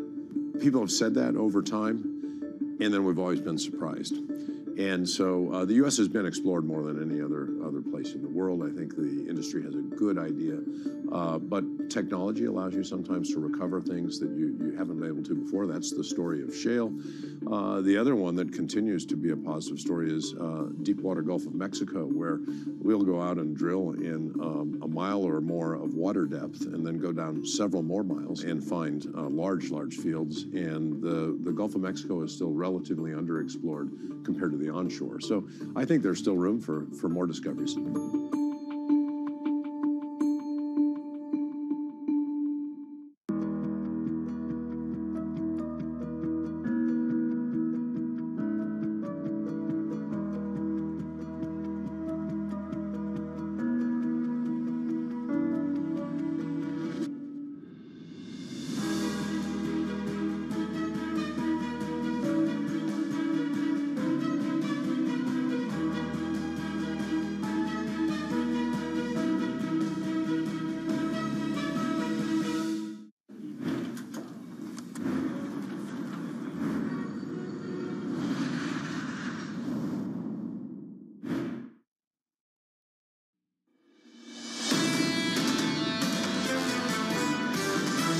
We're going to have recession, and we're going to stay with somewhat high inflation because of all the rebuilding that we're doing. We're going to see a slowdown of the U.S. economy. We're not convinced that that has to be a recession. The trend is very clear. The Fed is getting what they want. They want a slowdown. When everybody is really, really pessimistic, that's usually a fantastic time to buy. I think we'll be at new record highs for the S&P 500 early next year. This is Bloomberg Surveillance with Tom Keene, Jonathan Farrow, and Lisa Abramowitz. Good morning, everyone. Jonathan Farrow, Lisa Abramowitz, and Tom Keene on radio and television. Is not a snooze fest on a Tuesday. We set up for important housing data. John mentions claims here on Thursday, and it's markets churning. And just, you know, I got a VIX at 12.87, John. We're just struggling with where are we the rest of the month. It's snoozy, but we've got some records to talk about. We've been talking about it all morning. Record travel in America, the busiest day in history for U.S. airports on Sunday, according to the TSA. 1, Black Friday shopping online. Boom, record. Boom. 2, 3, Cyber Monday expected to be another record. So going into jobless claims at 209,000, thinking about a slowdown, cause of recession and rate cuts in 2024. The data, Tom, right now isn't there yet. And you said Standard Charter is modeling out we need to get to 4.5% unemployment rate to actually wake up and do something. And the answer is, how distant is that? I would suggest it's quite distant. These are all guesses. I think it's too difficult to sit here with a crystal ball and say, yeah, this is when the Fed's going to cut. June meeting next year, get ready. I think it's much more instructive to work out what would lead them to cut interest rates. What are the thresholds? Standard Chartered saying, Tom, one part of that is unemployment at 4.5%. The other piece of it is core PCE at 3. Is that the threshold to get this Fed to cut rates? And Lisa, Barry Reynolds out with a nice summary of the Bloomberg work today of incomes are up 20%, expenses are up 18, 19%, whatever it is, cumulative. But I think it's wildly skewed. I think it's difficult math given the haves and the have-nots in America. The divide is substantial right now. The squaring of what people are doing and what they're saying, how they feel, right? I mean, basically, they're continuing to spend, and yet they don't feel good. And so at what point does that kind of come together? Do we see some sort of meeting of the minds in between? That's what I'm struggling with. Is this an issue of just the story of two halves and where people are shaking out? Or is it that people feel bad, but they're still shopping? They feel bad, so they're still traveling. They feel bad, but they're still doing everything because they have the money in their paycheck, in their bank accounts. I don't know the answer. That's the good news. Here's the bad news. I'll give you that number again, shall I? $119.27, Tom. That's what it requires you now to buy the same goods and services a family could afford with $100 before the pandemic. That's the cumulative inflation. That's the story. That's what's underpinning this dissatisfaction with this economy across this country. It's there, but I'm still going to go to the have boom. I mean, somebody was talking about Florida and Jeff Bezos is moving down there, Amazon's. But John, can you imagine, you know, what it would be for us to buy into, you know, a rental or actually ownership at Port St. Lucie where the Mets have spring training? I mean, think about the boom economy. The boom economy in Florida, that's the haves right now, including spring training with the New York Mets. Warmer weather and lower taxes. Is that the trade? No, let's flip it around. Oh. Lower taxes. Okay. If it was in Nome, Alaska with those taxes, it'd be a boom. I raised that question, TK, because I think this has nothing to do with the baseball for you, does it? No, it has nothing to do with the baseball for me at all. But I'm sorry. I think it's a really interesting time, even though we're talking about Snooze Fest Tuesday. It is, and you go through the price action this morning, and I get it, Tom. It feels a bit snoozy. Equities down by 0.2% on the S&P. Yields aren't doing much. Up a couple of basis points, up 3 to 441.37. So frame where we've been. Talk about the journey this month. Let's talk about the journey. That's a choiceful journey. We're talking potentially about double-digit gains, percentage point gains, month to date for the NASDAQ 100. We've seen a bond market go through 5% and back down through 440. I get it that maybe you don't see some big moves on a screen, but over the last month, we've had some major moves. Lisa, quickly, I would submit you can't develop an internal personal conviction unless you're thinking in quiet times. You can't do that when things are nuts. You got to think about where you're heading on Tuesdays like this. So is this a quiet time or is this a pause? The screen's telling me, okay, I'll go with that. But the screen's telling me it's quiet. John has salvaged the data check 12.88 on the VIX. Low vol. Yeah. Yeah, that's the story. Is that your day? Did you do the I data did it check? already. I can do it again. Do it again. Yeah. You fell asleep, didn't you? No, I didn't fall asleep. It was just a mini data check. I need a more thorough data check. You want some depth? I want some depth to the data check. Okay, 2 days of gains on the S&P going into Monday. We snapped that. Just a small day of declines. We're down again today by 0.2%. Coming into Monday, coming into this week, Tom, 4 weeks of gains on the S&P 500 on a weekly basis. The longest weekly winning streak going back to June. Let's see if we snap that this week. Outside of that, into the bond market, 441.18 on a US 10-year, Tom. The 10-year, just 2 or 3 basis points higher. Think about where we've been, TK. North of 5% only a couple of months ago on a 10-year. 525, 526, the cycle high on 2s. Your 2-year this morning up 3 to 488. Nowhere else in the world a data check like that. Cameron Dawson tear-eyed over the quality of that data check. CIO of New Edge Wealth joining us right now. What's your conviction the next year? I'm talking about you need to get conviction now. Do you have a lot of conviction? I think that we have to judge as we go into the end of the year, when we look at where we end the year with positioning and sentiment and valuations and earnings expectations. Because if we get to a point where those things are stretched, where people have been drawn into the market, everybody chases the market into a rally into the year end, that's when you probably want to start asking questions of how sustainable or durable is. We learned that lesson really powerfully this year in the opposite direction. People were underweight, valuations had come in, positioning was very light. And that set up for a very powerful year this year. One really difficult thing for a lot of people is to get 2 things right. 1, the call on the economy, and 2, what the economy means for financial markets. I was looking at Deutsche Bank's call yesterday. Lisa and I were going back and forth on this. They've got recession, 175 basis points of cuts. Then Binky Chada's saying 5,100 on the S&P. Yeah. Is good news bad news, or is bad news good news? What is it? I mean, it's sort of that I want it all and I want it now kind of mentality, which is that I want a Fed that's supportive and I want an economy and earnings that are going to be growing very strongly. And I have to think that we need to ask the question of if a strong economy and strong earnings are consistent with having Fed rate cuts and a recession. And if we can have both at the same time, meaning that if the Fed is cutting rates, can we really grow earnings at 12% next year? Do we actually have the potential that we could have a 3rd year in a row of earnings being closer to flat if we have a recession? Well, this is John Solfus basically saying people think we're late cycle. We're actually mid-cycle. That if the Fed cuts rates, it's just sort of a mechanical year over year trying to adapt restrictiveness to inflation, and that will pave the way for companies to continue to evolve, particularly in the consumer cyclicals. Thoughts? Yeah, it's interesting. You go back to the times when the Fed cut rates and we didn't have a recession, 95, 98, and 2019. What's interesting is that the Fed was actually very fearful of a recession in each of those times. They talked about the U.S. not being an island. What's interesting is that the market wasn't scared of a recession. There was no impact to earnings. You had the market hitting all-time highs as they were cutting rates. So I think we have to take the cue from the market. If it starts to sniff out that data is weakening, that data is starting to come in where we need to be cutting earnings estimates, we don't hit all-time highs in markets, that's when you'd say maybe recession risk is actually higher. So what's your conviction? Is it to basically shift away from the conviction of everybody else that equities are going to go higher and to take the other side? I think it's incredibly important to remain invested even in times of uncertainty. And the way that we do that is focusing on quality, focusing on companies that can block and tackle, which just means that I want to take out the risk that the economy is going to roll over and I'm going to have big earnings downside. But I also don't want to be over-levered. I don't want to be overextended on risk, having to have the best case scenario in order for my investments to work.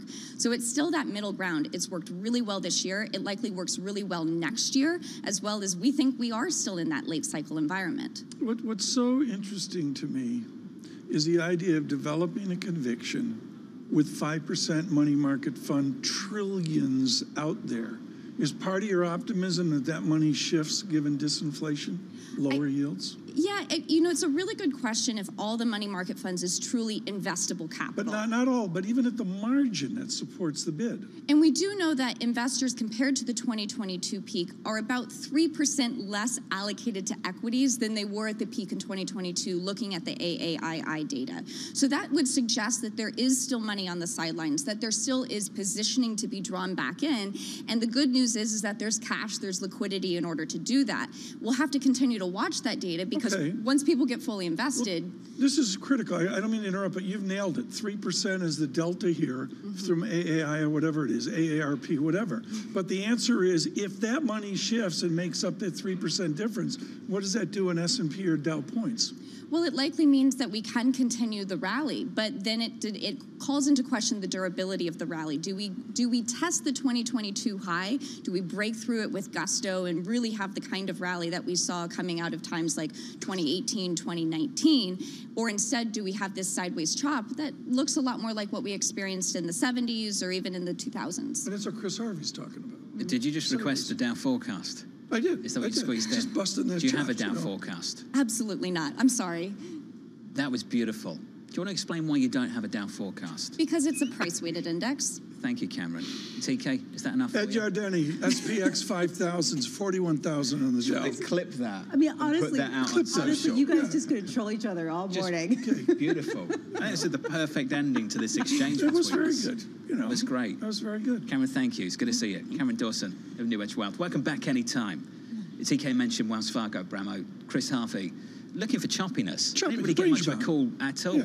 It's a trader's market in 2024. Basically lean against conviction. Just lean hard against it. Lean Is that where we were 12 months ago? I guess you could say that in some capacities. It's hard to know. It's flipped so quickly that what is the conviction on any given day? And if we do have conviction heading into next year that the equity markets are going to do really well, we'll see. When you start to see some bad data, I'm really interested to see how this market responds to it. Claims are still at 209. The conversation we were having last week, Lisa, when it starts to turn the other way. Stuart Kaiser's been pretty definitive on this, his view, and he has a strong feeling, conviction about all of this. This is a rally built on decent data. And when that data starts to turn, particularly in the labour market, he wants to turn the other way and run really quickly. It always looks like a soft landing. It always looks like Goldilocks until it isn't. And I keep thinking that, and yet the data keeps coming in strong every single time. The Cameron Dawson cam says she agrees with Bramo. We've seen a huge divergence of economic surprises in the S&P 500. They moved higher together since the October low, and since July, economic surprises have rolled over meaningfully, and yet the S&P 500 has soared higher. Bad news is sort of good news until... You're killing me. Until bad news is really bad news. Something like that. Charles Dow said that, 1880. Cameron, thanks again. If you're just joining us, welcome to the program. Session lows on the S&P 500, negative here by 0.3%. Yields are higher by a couple of basis points, 440.98 on a 10-year. We'll bring you some fuller market checks throughout this morning on Bloomberg TV and radio. Mike Mayo's coming up later, and Wells Fargo on AI's impact on banking. We'll catch up with him in about 30 minutes' time. In the next hour on Bloomberg TV, coming up on the open, Lisa Hornby of Schroders on the bond market, together with Michael Zezas of Morgan Stanley, David Bianco of DWS. Out of the three of them, they've all got interesting calls, but let me pick on Michael Zezas of Morgan Stanley. They believe inflation is going to fall much, much quicker, Lisa, than this Federal Reserve believes it will in 2024. And what we heard from Ian Lincoln of BMO there, just about 15 minutes ago on this program, the projections in December from this Federal Reserve, I think are going to be pretty interesting. Is this a best guess from them? Or is that just a device to signal something to the market? And how much do they lose credibility in doing that because everyone's just expecting them to try to game theory them into pricing out rate cuts so that they can actually cut rates next year because the market is more restrictive. It's mind-spinning stuff. What I think is going to be really interesting, Michael Zizis, talking about inflation might come down. That's the 2-year yield call. Yeah. What about longer-term yield and the fiscal picture and how that fits in at a time where auction sizes are getting bigger? Tune in, Bramo. I will. Next hour, Bloomberg TV. I've got to run, TK. This was beautiful. That's good. Do you want to do a data check-out? Sure, yeah. Equities on the S&P 500, negative by about 0.3%. Why we got the so Dow. soon? The Dow. The Dow's Dow down is down 46. 46 points. Yeah, 35,333. What does that mean? 41,000. It's like the weather. It's kind of cold outside. It's kind of cold. Okay.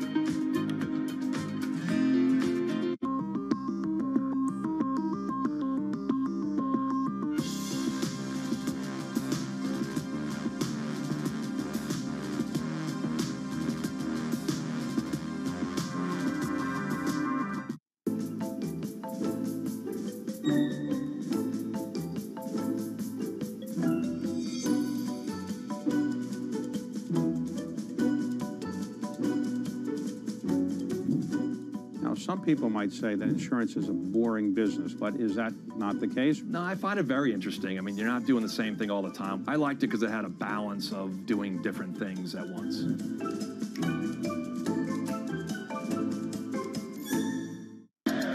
From New York City. From London and Sydney. From Washington. In Tokyo. 9 a.m. in Beijing and Shanghai. Good morning, everyone. Have a great evening. Here's what I'm watching. You do not want to miss this story. Is there the kind of upside?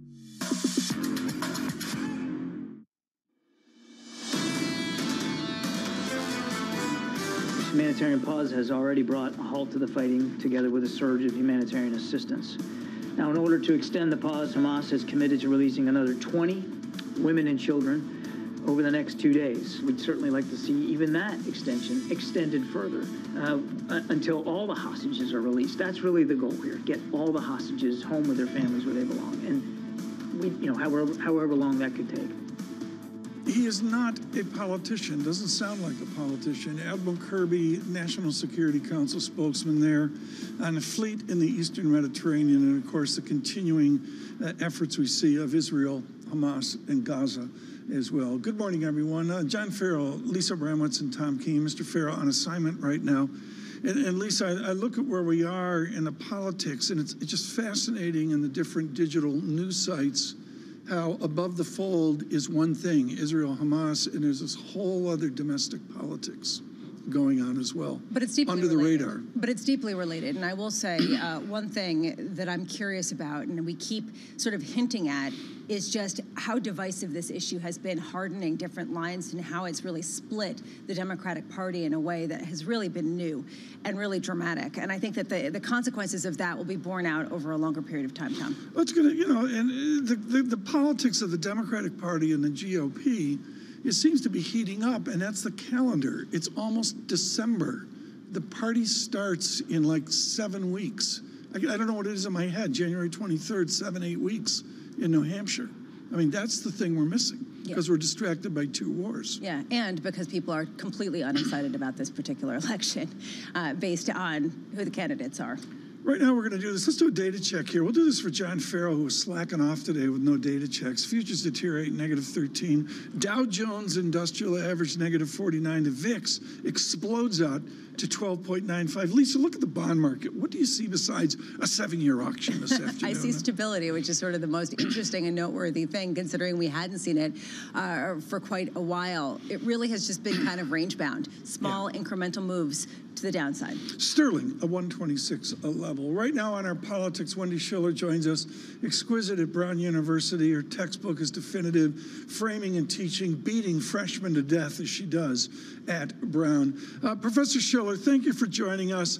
Percolating overnight was the former president boldly saying he would get rid of Obamacare.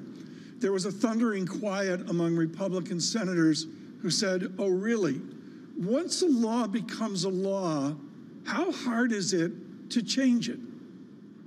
Well, Tom, that's a great question. And if you know, I know you do, you know your history. In the 1960s, after Medicare in particular, Medicaid, Medicare, passed in the mid-1960s, there was a fairly significant effort to repeal or undermine Medicare, the health insurance program for people over the age of 65. And that failed after about 10 years because people get used to the benefit. Same thing with the New Deal. Same thing with Social Security. Conservatives, Democrats and Republicans tried to get rid of it for a very long time.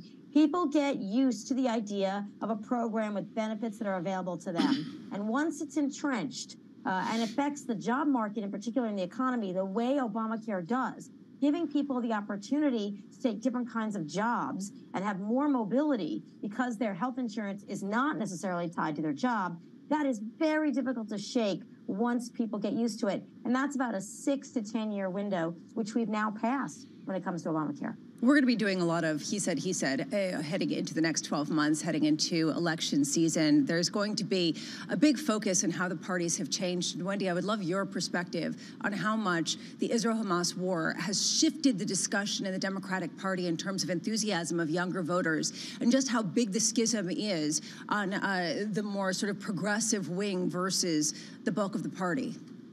Well, when we look at younger voters and Democrats, we also have to remember that the bases have shifted.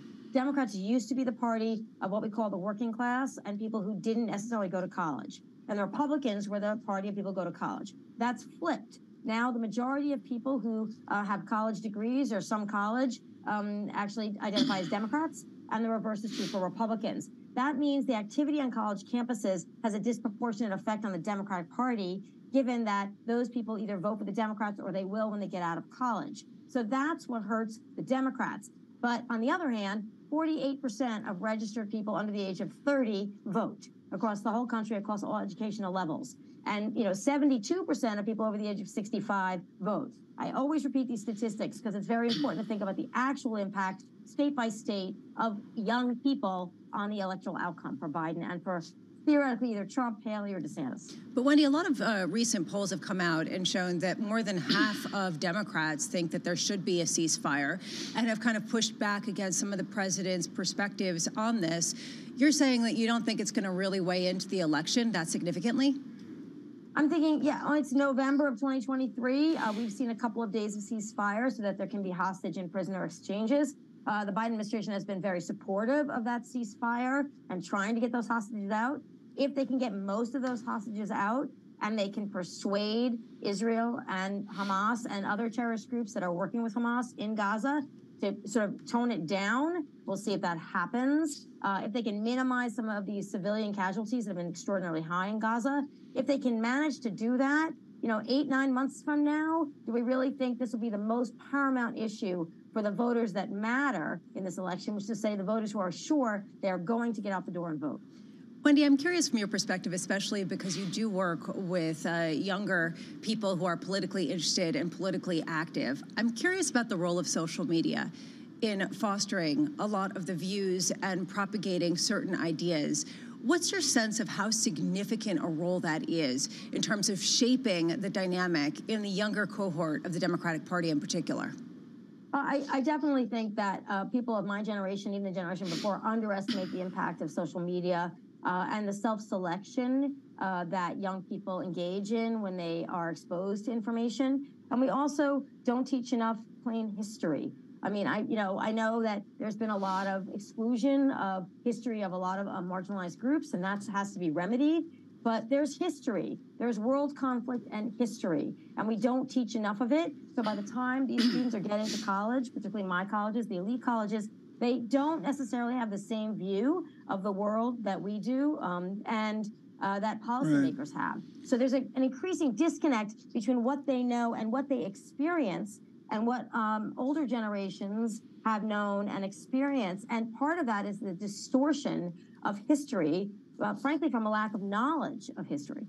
Wendy, your gateways to democracy is definitive. We used to have Western Civ 101 or Civics 101, and now we have Wendy Schiller 101. I need you to comment on the 60th anniversary of an assassination. It seems ancient. It was a different time of democracy. What are the lessons we can take away 60 years on from the assassination of President Kennedy? Well, I mean, we are, one thing you want to think about is that we have been a violent nation with gun violence against our leaders for a very, very long time, right? Abraham Lincoln, McKinley, among others. I mean, obviously Bobby Kennedy, not in office, but John F. Kennedy. So what we want to say is that we're shocked by gun violence, but we've lived with gun violence, particularly at the highest levels, for a very long time. And the second thing is, who is in the Oval Office matters. John F. Kennedy would have taken a different route, one expects, in terms of civil rights, in terms of social health care policy. A lot of the things that Johnson got passed were not necessarily on Kennedy's agenda. There's no good or bad with that, obviously. It's just the fact that when you have a different person in office, policy changes. And the trajectory of American social welfare policy changed considerably because Johnson was in, not Kennedy. And that's what I think about when I think about the sort of difference between Biden and Trump, particularly for young people going forward, thinking about what that will mean on the trajectory of your entire infrastructure of social welfare policy. Definitive. Wendy Schiller of Brown University, thank you so much. Lisa, my study of this is, and this has been said by many far more qualified than me, all of the centrist and left legislation of the 60s was passed off the shock of the assassination. It's around about 63, 64, 65, pre-Vietnam, 66, dare I say. So much of that legislation was put through with Democrats and select Republicans because of the assassination. And how much going forward will the definitive features of the next 10 years be the pandemic, the wars that we've been experiencing, and some of the other key features of the past couple of years? We'll continue forward on economics, finance, investment, and our American international relations futures in -9. Coming up next from Chicago, Carl Tannenbaum, always of interest at the Northern Trust Company. From New York, this is Bloomberg Surveillance.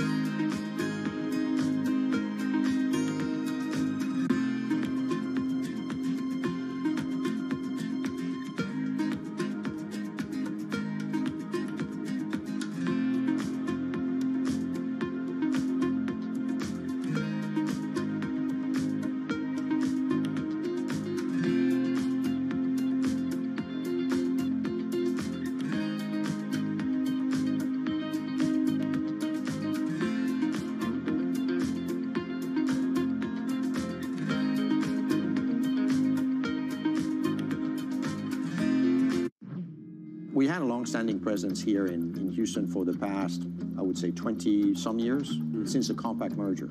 We bought a piece of land, we started building this building. And in doing so, we had to also recalibrate how we were building it because the pandemic hit us. And we thought about recreating a work environment that is very, very different, that is catered for this new structural way of working, which we call edge to office, where people don't always come to the office to work, can work remotely from their homes, their edges, but have to come back to the office for specific reasons, such as team meetings, customer meetings, and in general, collaboration. With regards to the hybrid work model, do you see that as something that will persist longer term when the pandemic is long gone? Yes, no question, this will persist.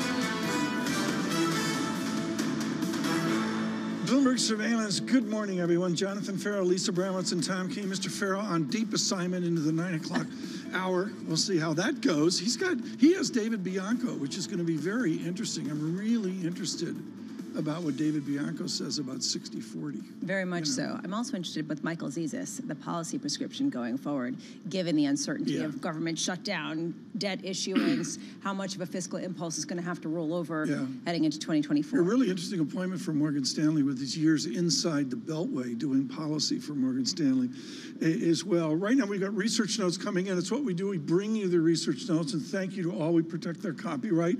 Go to Toronto to get David Rosenberg's love note on disinflation.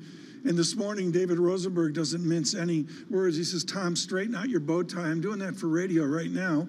And also, David Rosenberg says, add duration. He doesn't mince any words like Ian Lincoln. He says, yields lower. Well, to me, this is really the reason why I'm actually pretty focused on the housing market right now, and I know that you are as well. And we get some housing data at 9 a.m. here in terms of house prices. But yesterday, I really want to sit on this for a minute because it was the focus of a lot of debate among a whole host of market prognosticators that you saw new home sales, the median price, fall 18% year over year for the month of October. And that's through the level of 2008. Which so then this raises this question, does this indicate a significant decline in home prices ahead? Or is this home builders that have overbuilt, that are dealing with higher mortgage rates, that are having to cut prices to move inventory that doesn't necessarily bleed through to existing home sales? What's interesting about this, and it goes to Andrew Hollenhorst's call at Citigroup, which is a shift from a higher rate regime to at least stasis, if not in like Rosenberg or Ed Hyman, and how opposed that is to what we heard from Katie Kaminsky this morning, who is looking for a higher yield regime. I would suggest maybe Katie's a little bit lonely.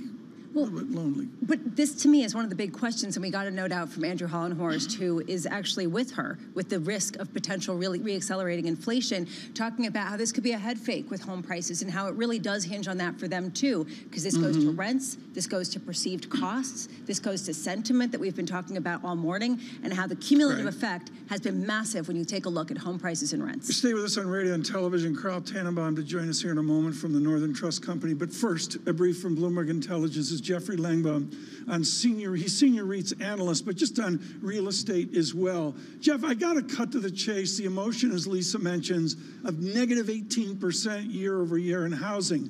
How in disarray is your study of American real estate? So thanks for having me, guys. On the housing side, it's interesting. Obviously, you know, with mortgage rates where they are and nothing for sale, it's not surprising that home prices have stayed elevated. And what's interesting is that the demand is really shifting to the rental side.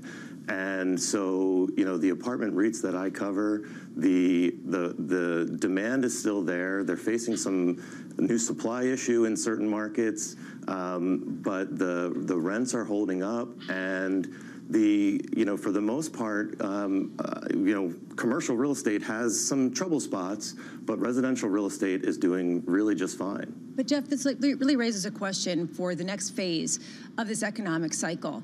Do we start to see a plateauing, at least in valuations, which we have seen around the edges, or do we see significant price declines in houses as rates come down, as people start to actually sell, we get inventory, and that will lead to an even greater disinflation that people are expecting to see next year? I mean, that could happen. What's hard to predict, though, is the mentality of those that own homes and when or if they sell, depending on where rates go. But yes, if rates do move to a level where home owners are willing to sell, prices are going to fall as inventory rises. But I don't know that. I think the biggest issue for disinflation on the housing side is the significant change that has happened on the rent growth side, right? In 2022, rents grew. 2021 and 22, rents grew on average 20-something% aggregate, and that's now basically fallen to zero. But it's not showing up in the inflation numbers that way yet. And so I think that there is a slowdown coming. I think that what happens in the for sale housing markets and in valuations broadly, it's too early to say, because if rates stay where they are, I'm not sure that there's too much of a change in the inventory. So do you think that this is going to be a significant driver of the story next year, of what happens in rents, whether they continue to sort of plateau and that starts to work its way into the data? Well, so they've plateaued, and now I think we're into a more normalized rental growth environment. If home sales stay stagnant and it's impossible for to buy homes, rent demand can theoretically keep up with the new supply that's coming, and can get rents growing at a normalized inflationary rate. But it really comes down to rates, and because if rates do fall and homes start to move and home prices fall, then renters all of a sudden have another option. Jeff, thank you so much. Jeffrey Langbaum with us with Bloomberg Intelligence on real estate. We'll talk to him about the office challenges here at another time. This is a joy. Carl Tannenbaum with his literally public service with the National Association for Business Economics. He's chief economist at Northern Trust, and weaned completely at the People's Republic of University of Chicago over the years, which means there's, well, what is macroeconomics? It's simply more microeconomics, and he joins us right now. Let's talk price theory of Chicago right now. Are we done the supply shock of the pandemic? Well, as a graduate of the University of Chicago, I am obligated to begin my response by saying that the money supply is the only thing that matters for inflation. It is falling for the first time in at least 60 years. I think the relationship between money and inflation, Tom, had been fraying even before the pandemic, but like many of the identities that we used to use pre-COVID, I think that relationship has changed a great deal. Bank reserve levels are very different. The Fed's balance sheet is very different. So it's very hard to make that translation. It's one of the reasons why I think the Fed remains cautious. I think it's very hard for them to look forward 6-9 months and feel confident that inflation is going to be at their targeted level. And that's why they have continued not only to stay conservative, but sound conservative. And in their dot plot and in their SEPs that we'll get later on in December, I'll not only look at their median forecast for inflation, but what they see the risks are around inflation. It's at the back of the pack, and people don't look at it, but the risks to them are still on the upside. We're going to do this here. We're going to rip it up. When you go M2 with Carl Tannenbaum, you got to rip up the script. We're going to do this right now. Goolsbee of Chicago is positioned as a dove. If we get disinflation, is that dovish, or does that provide a hawkish tendency of we lose stability? We have disinflation now. We need a little bit more. I mean, most of the major price indices are hovering just below 4% on a core basis. If you look at the last 3 months, it's actually getting closer and closer to the target. But it's always going to be the last few yards that are the most difficult. We talked about real estate in the previous segment. We have seen that come down only very slowly. Everybody's been expecting that to roll over, and it's coming down very slowly. I think the dynamic of the housing market is one that is still very confusing to the Fed, and we still have core services that are rising in price at about a 4% pace. The labor market is maybe a little bit looser, Tom, than it was 6 months ago, but it is still very robust, and people are getting higher wages. You said that housing is very confusing for the Fed. It's confusing for everyone. It's exactly counter to what everyone thought would happen when mortgage rates go to 8%. How important is that to the next phase of whatever happens, to next year's disinflation? It's critical. The housing component is about 40% of core CPI, about 30% of core PCE. So without a much lower rate of inflation in that category, you're not going to have the Fed's target achieved durably. If you break it down, we have goods inflation that's basically 0 right now. You have core services at 4, and you've got the housing at 4. So if you can get that component down to 2, but what that's going to require is a much, much slower job market, because that's one of the biggest supports for housing of all kinds. How much do you understand what we were talking about yesterday with new home sale prices, the median price is coming down 18% year over year for the month of October, at a time where that really was the only market open, was the new home sales built by developers. Is this a specific market story having to do with the home builders overbuilding and facing off with higher rates, or does this indicate greater price deflation going forward? In spots, certainly, you're seeing some of that dynamic. The housing market, obviously, is a very regional market, and so it's hard to decompose. And as you know, I think existing home sales are many times the new home sales. But to your point, the turnover of existing homes has been slow. But I think even with that, about 5% of homeowners move every year. It's down from the normal level, which I think is about 8. But as they do, they're going to be trading out of that 3.5% market into, perhaps a 7 or 7.5% market. And that's one of the many things I think that is increasing the impact of Fed policy. The lags are long, but they're not infinite. There we go. There's a Chicago language. Jason Furman of Harvard out with a terrific tweet moments ago. Lisa, this goes to the heart of your discussion. Furman identifying 36 months, the Thanksgiving dinner was up 30% in 3 years, up 30% in 3 years. Should we look at month over month, year over year, NABE blather? Or does Carl Tannenbaum look at the effect on America back towards the pandemic? Which way do you do this? Well, let me just say that having hosted 27 people, I felt their pain. I had to get special financing to afford the buy now, pay later. Yeah, but it did ease a little bit, but I think this is one of the reasons that economists and people feel inflation differently.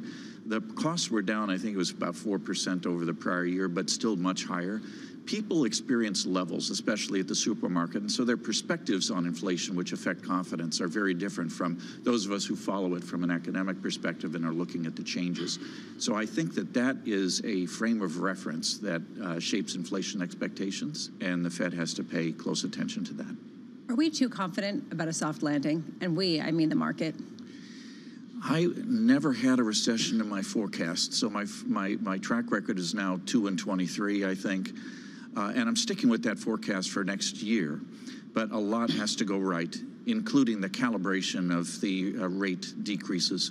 We don't think the Fed is going to feel comfortable enough to cut rates until the middle of the year, so later than the market does. And that dynamic is really going to be very critical. How do you land on the head of a pin with rates exactly where they need to be to avoid the employment market getting too far off? That's going to be a difficult choice. That's beautifully said. The idea that our economics is landing on the head of a pin. The VIX 12.86.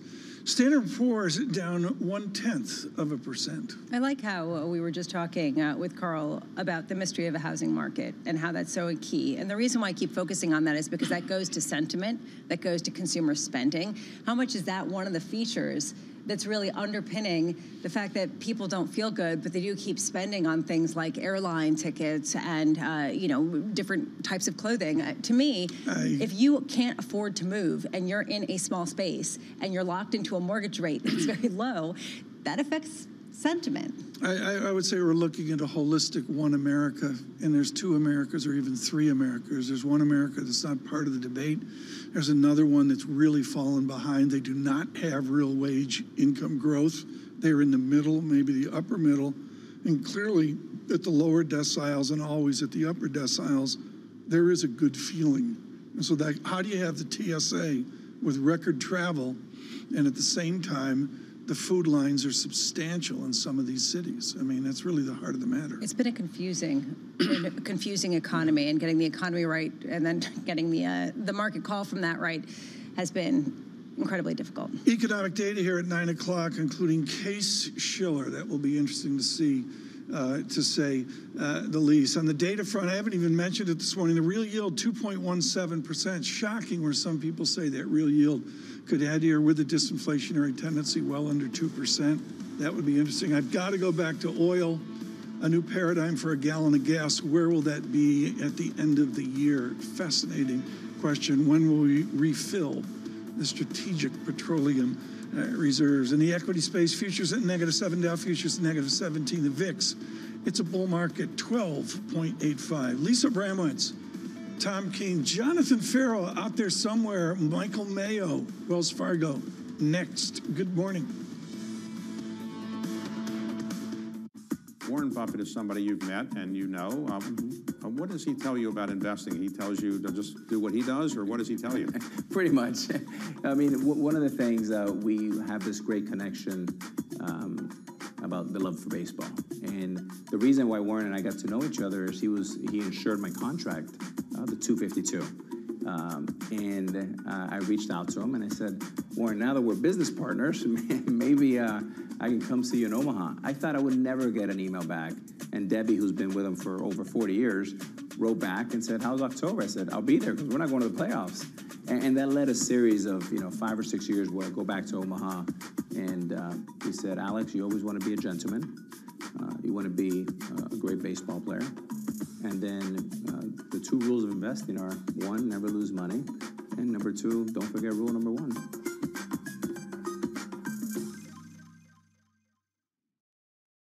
Bloomberg has enhanced search on the terminal to deliver what you need when you need it.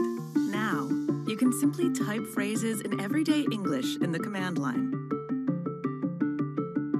Compare financials. Find people. Analyze markets. You can enter phrases or ask questions. What do you want to know today? Ask a question or visit SearchGo to find answers now. DOJ or other authorities could face bigger challenges next. It was going to keep rain World Cup. This is a 3 as the economic picture covering the intersections of Hollywood, Silicon Valley, and beyond.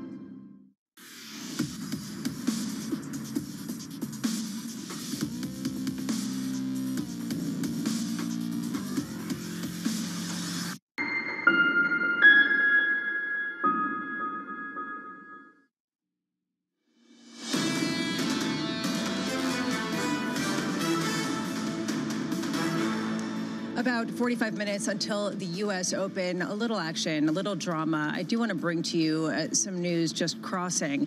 This, according to the Israel Defense Forces, coming out and saying that 3 explosive devices were detonated adjacent to Israeli troops in 2 different locations. This violates the ceasefire agreement.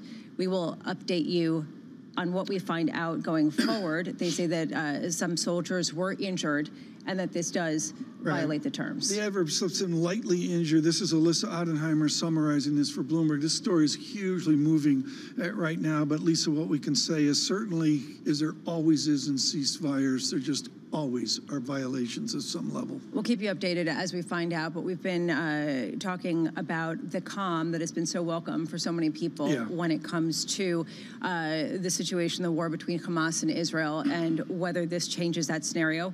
We will find out, and we will bring to you the latest. We'll have that for you and look to balance of power and sound on tonight on radio and television for that as well. Futures at -8. Lisa, this is Joy. Why don't you bring in Mr. Mayo here, because he's all AI in bankings. Which makes me very happy, actually, because Thanksgiving dinners, several of them, all of the discussion was about artificial intelligence. Mike Mayo focused on artificial intelligence as well, saying that it's not just going to be in big tech, it's also going to be in banks, that you need to have AI talent at the financial institution, saying the marriage of banks with tech, including AI, is a long-term positive that can help the industry trend toward record efficiency. Joining us now is the one and only Michael Mayo. Mike, thank you so much for being with us. So tell us just how much banks could benefit at a time where people have written them off as utilities that are overspending and are not going to make big returns. Well, if you're a bank and don't have an AI strategy, then you don't have a strategy. Because if the bank across the street has calculators or spreadsheets or Bloomberg terminals, yes, and you don't have those, then how are you going to compete? So AI is here to stay.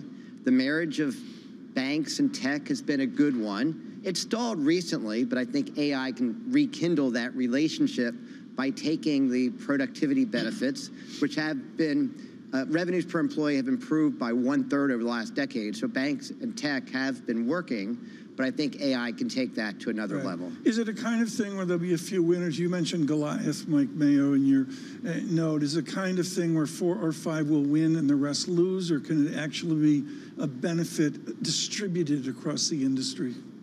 Well, I think most jobs at banks will be impacted. I mean, think of what I do. I'm an analyst. And analysis can be improved by this extra tool called AI. Now, I do think there will always be a human in the loop for most cases. In other words, to prepare for your show today, Lisa and Tom, I went to ChatGPT and said, what should I say in one sentence about this? And they said, it's a revolution that will enable productivity savings and better customer service. Well, that's an improved, that's an improved starting point, but it's partly wrong. First of all, I'm not sure it's a revolution. Especially at banks, it tends to be more of an evolution. And simply by enabling that potential doesn't mean that becomes a reality. And you've seen false starts. Cloud, you've had some buyer's remorse. Blockchain didn't come out as quickly as expected. The dot-com bubble 1.0, Tom, you remember all these internet banks which didn't survive. So I'm positive on the implications of AI, but I'm aware of the caveats. Let's go back even further. George Ball, E.F. Hutton, they blew it. They couldn't keep up on technology. This is, Lisa, when there were cards with holes in them and a thing called Fortran. The answer is, I want to know who the losers are going to be in this. I mean, I know you got single best buys and all this, but what is the scale of the losers that you see in technology and banking 3 to 5 years out? Well, I do think Goliath is winning, and you have this poll by Evident. I know you've had the founders on your show. In fact, they have an all-day conference in New York City tomorrow. So JP Morgan is #1 front and center right now, and their investments in technology are paying off. I'm surprised to see Citigroup in the top 10 for all their issues with their back office, and they have major issues. They're making some efforts with AI. On the other hand, those banks that have not advanced with digitization and the cloud and getting their data together could struggle. And I do wonder about some of these mid-sized banks. I mean, do they have the scale to really leverage these solutions? And getting talent. Talent is such a big issue. That's where I wanted to go. And you can't just buy talent off the shelf. You can get solutions, but who's actually going to implement those solutions in each business line? So when I'm listening to you, I'm thinking, how much are they going to pay them? I mean, we're talking about OpenAI paying $800,000 to engineers at just a base level. I mean, how much are banks going to have to pay some of this talent to come to their bank and develop similar solutions that can effectively support and reduce certain headcount in certain areas? Well, I think what you'll see is a reduction in headcount, and some of those savings plowed back into paying other employees more money, especially AI engineers. They're in serious demand. But if you go to one of the largest banks, you have a whole career path. You can scale these solutions across tens of millions of customers as opposed to going to a smaller bank. I mean, what's your pitch? Now, there are some smaller banks in this Evidence survey that performed quite well because they were already ahead on technology. So I think those winning in technology can keep winning more, and those that are behind are going to have kind of a existential moment here. This can all work if banks have the cash to invest, right? And that sort of, you put a pause on that at a time when potentially there could be a slowdown and there could be some kind of reduction in revenues tied to slowing capital markets. How much, I understand this is a longer term call, but how much do you see a thawing in that kind of environment next year versus a tightening of the screws? I mean, this is sort of one of the big disagreements for the backdrop for banks and capital markets activity at a time where yields are still high but we also are potentially going to start seeing the effects of that. Well, I promise you, I will be the first analyst to ask that question on earnings calls if banks are spending too much money. Banks have no choice because of the headwinds from rates, recession possibility, and regulation. They must get more efficient. So if I'm the CEO of any bank and you're coming to me with the program for AI and want to invest a lot of money, I'd say, great, where are you saving the money to fund that? Nobody cares. All we want to know from Mike Mayo is what to do this year 12 months out. 12 months ago, NASDAQ flat on its back. We've had a magnificent 7 moonshot. Right now, Keefe Bruyette Index is 25% above the pandemic low. Is this the year 2024 of the banks? Do you load the boat here on banking? Well, look, the long arc of the benefits of the industry de-risking has still yet to play out. Banks didn't get credit through the pandemic. The excuse was the government stimulus. Right now, you had some smaller regional banks fail earlier this year. So it's still delayed. So I still think over the next 2 to 3 years, you see the benefit of the improved banking industry resiliency play out, and then they aren't as risky as perceived, and they re-rate at least back to historical. And then the bigger question is longer term, do they re-rate above? Now, it's not immediate, Tom. I think as you get further out, you get better inflection points when it comes to bank spread revenues, interest rates effects, monetizing that capital markets backlog, and more clarity on regulation, which is a very big issue still. Just real quick, just to follow up on the AI, what is the right AI investment? Is it getting some sort of application to write your reports for you? Is it being able to collate data from your customers to basically prescribe what they're going to do or want? What's the correct way? There's no one-size-fits-all when it comes to AI investments. It's about banks tailoring those AI investments to their use cases that they have that's unique to them. So I find interesting anything related to compliance, fraud, cyber. That's where you're seeing some really low-hanging fruit, early benefits. I think when it comes to some additional automation in the back office, I love what it can do for technology. The idea of COBOL program change to Python, change to C++, the ability to change archaic code. And by the way, most or almost all large banks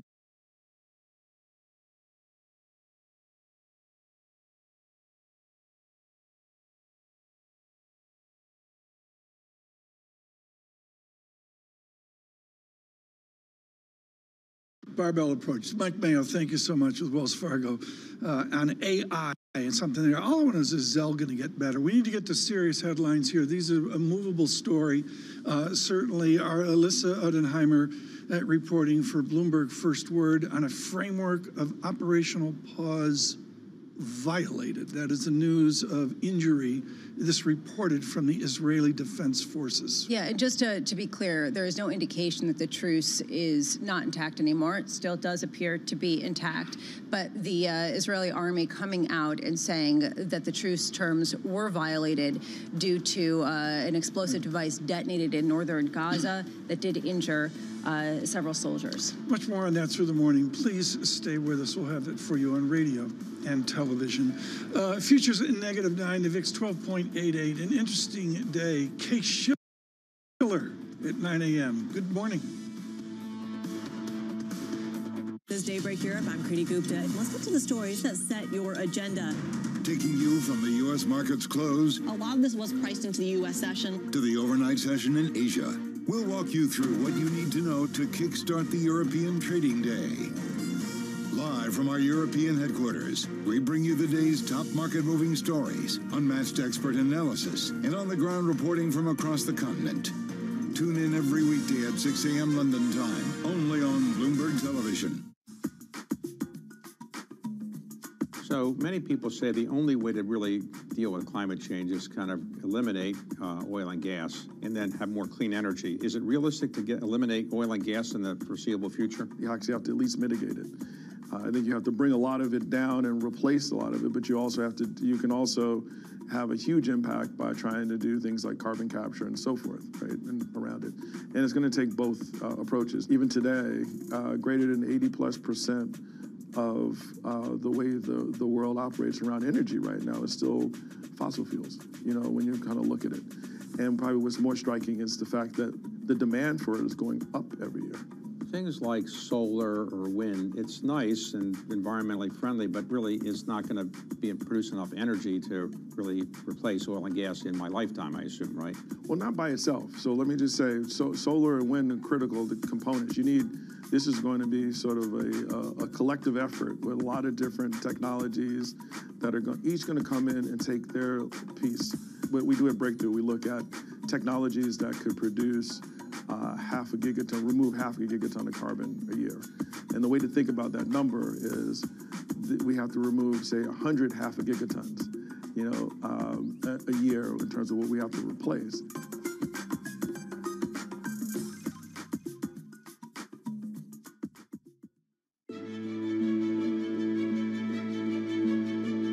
The younger generations are more, of course, pay more attention to sustainability, and so they are looking at brands that are greener. But you have to make sure you're authentic because they hate greenwashing. But what is very important to remember is that none of them, whether they're young or not, will ever sacrifice product quality and efficacy to sustainability, which is why part of the big transformation of our R&I, where there's this €1 billion we spend to sustainability, which is why part of the big transformation of our R&I, where there's this €1 billion we spend every year, most of it is spent on transforming our formulas from petrochemicals to biosourced ingredients and green sciences, but without losing the efficacy.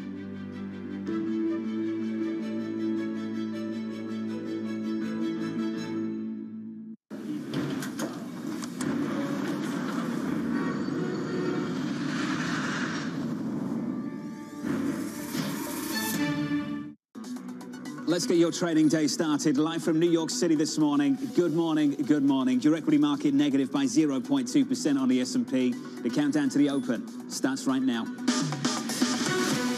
Everything you need to get set for the start of U.S. trading. This is Bloomberg, The Open, with Jonathan Farrow.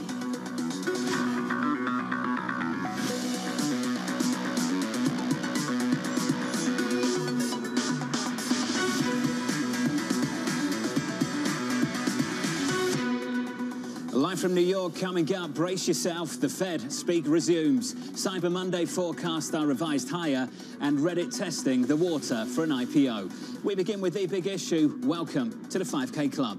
5,000 is starting to be a number we're hearing a lot. The S&P 500 can hit 5,000 by the end of the year. To 4,650, maybe 4,700. 4,700. If the economy remains strong, there could be even further upside to 4,700. We do have one model that can take us up to 5,300. All the things are moving in the right direction. Certainly the probability of a soft landing has gone up materially. The basis is forming for a move up in equities. Better earnings environment in 2024. We're actually positive for 2024. Stocks are going to grind higher. We can certainly see the market continue to hit new highs. We'll be at new record highs for the S&P 500 early next year. The path for equities is higher next year. We're higher by the end of 2024 than where we are today. We do have to pay attention to that bull case heading into next year. Joining us now to discuss, Bloomberg's Katie Greifeld and Ira Jersey of Bloomberg Intelligence. Your team coverage starts right now. Katie, the 5K Club, seeing it across the board, aren't we?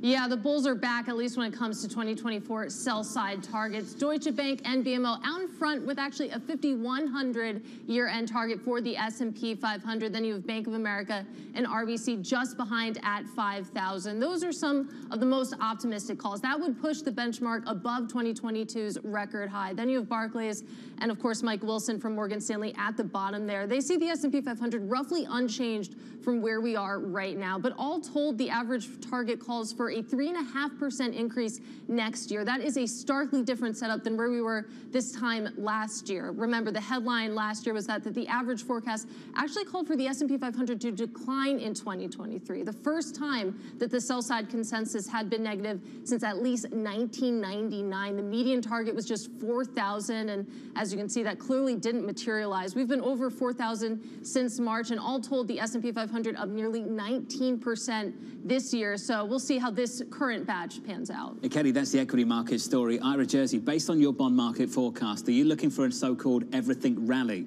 going into next year?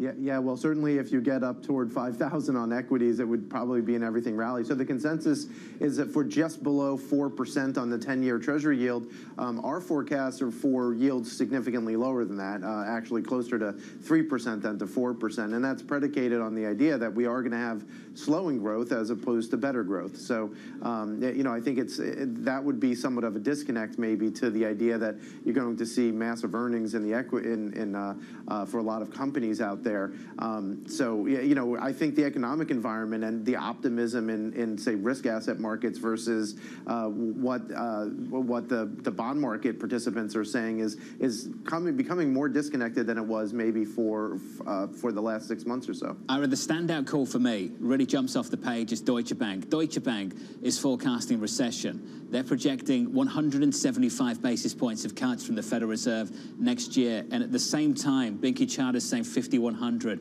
on the S&P 500. Ira, from where you're sitting, what is the rate cut call?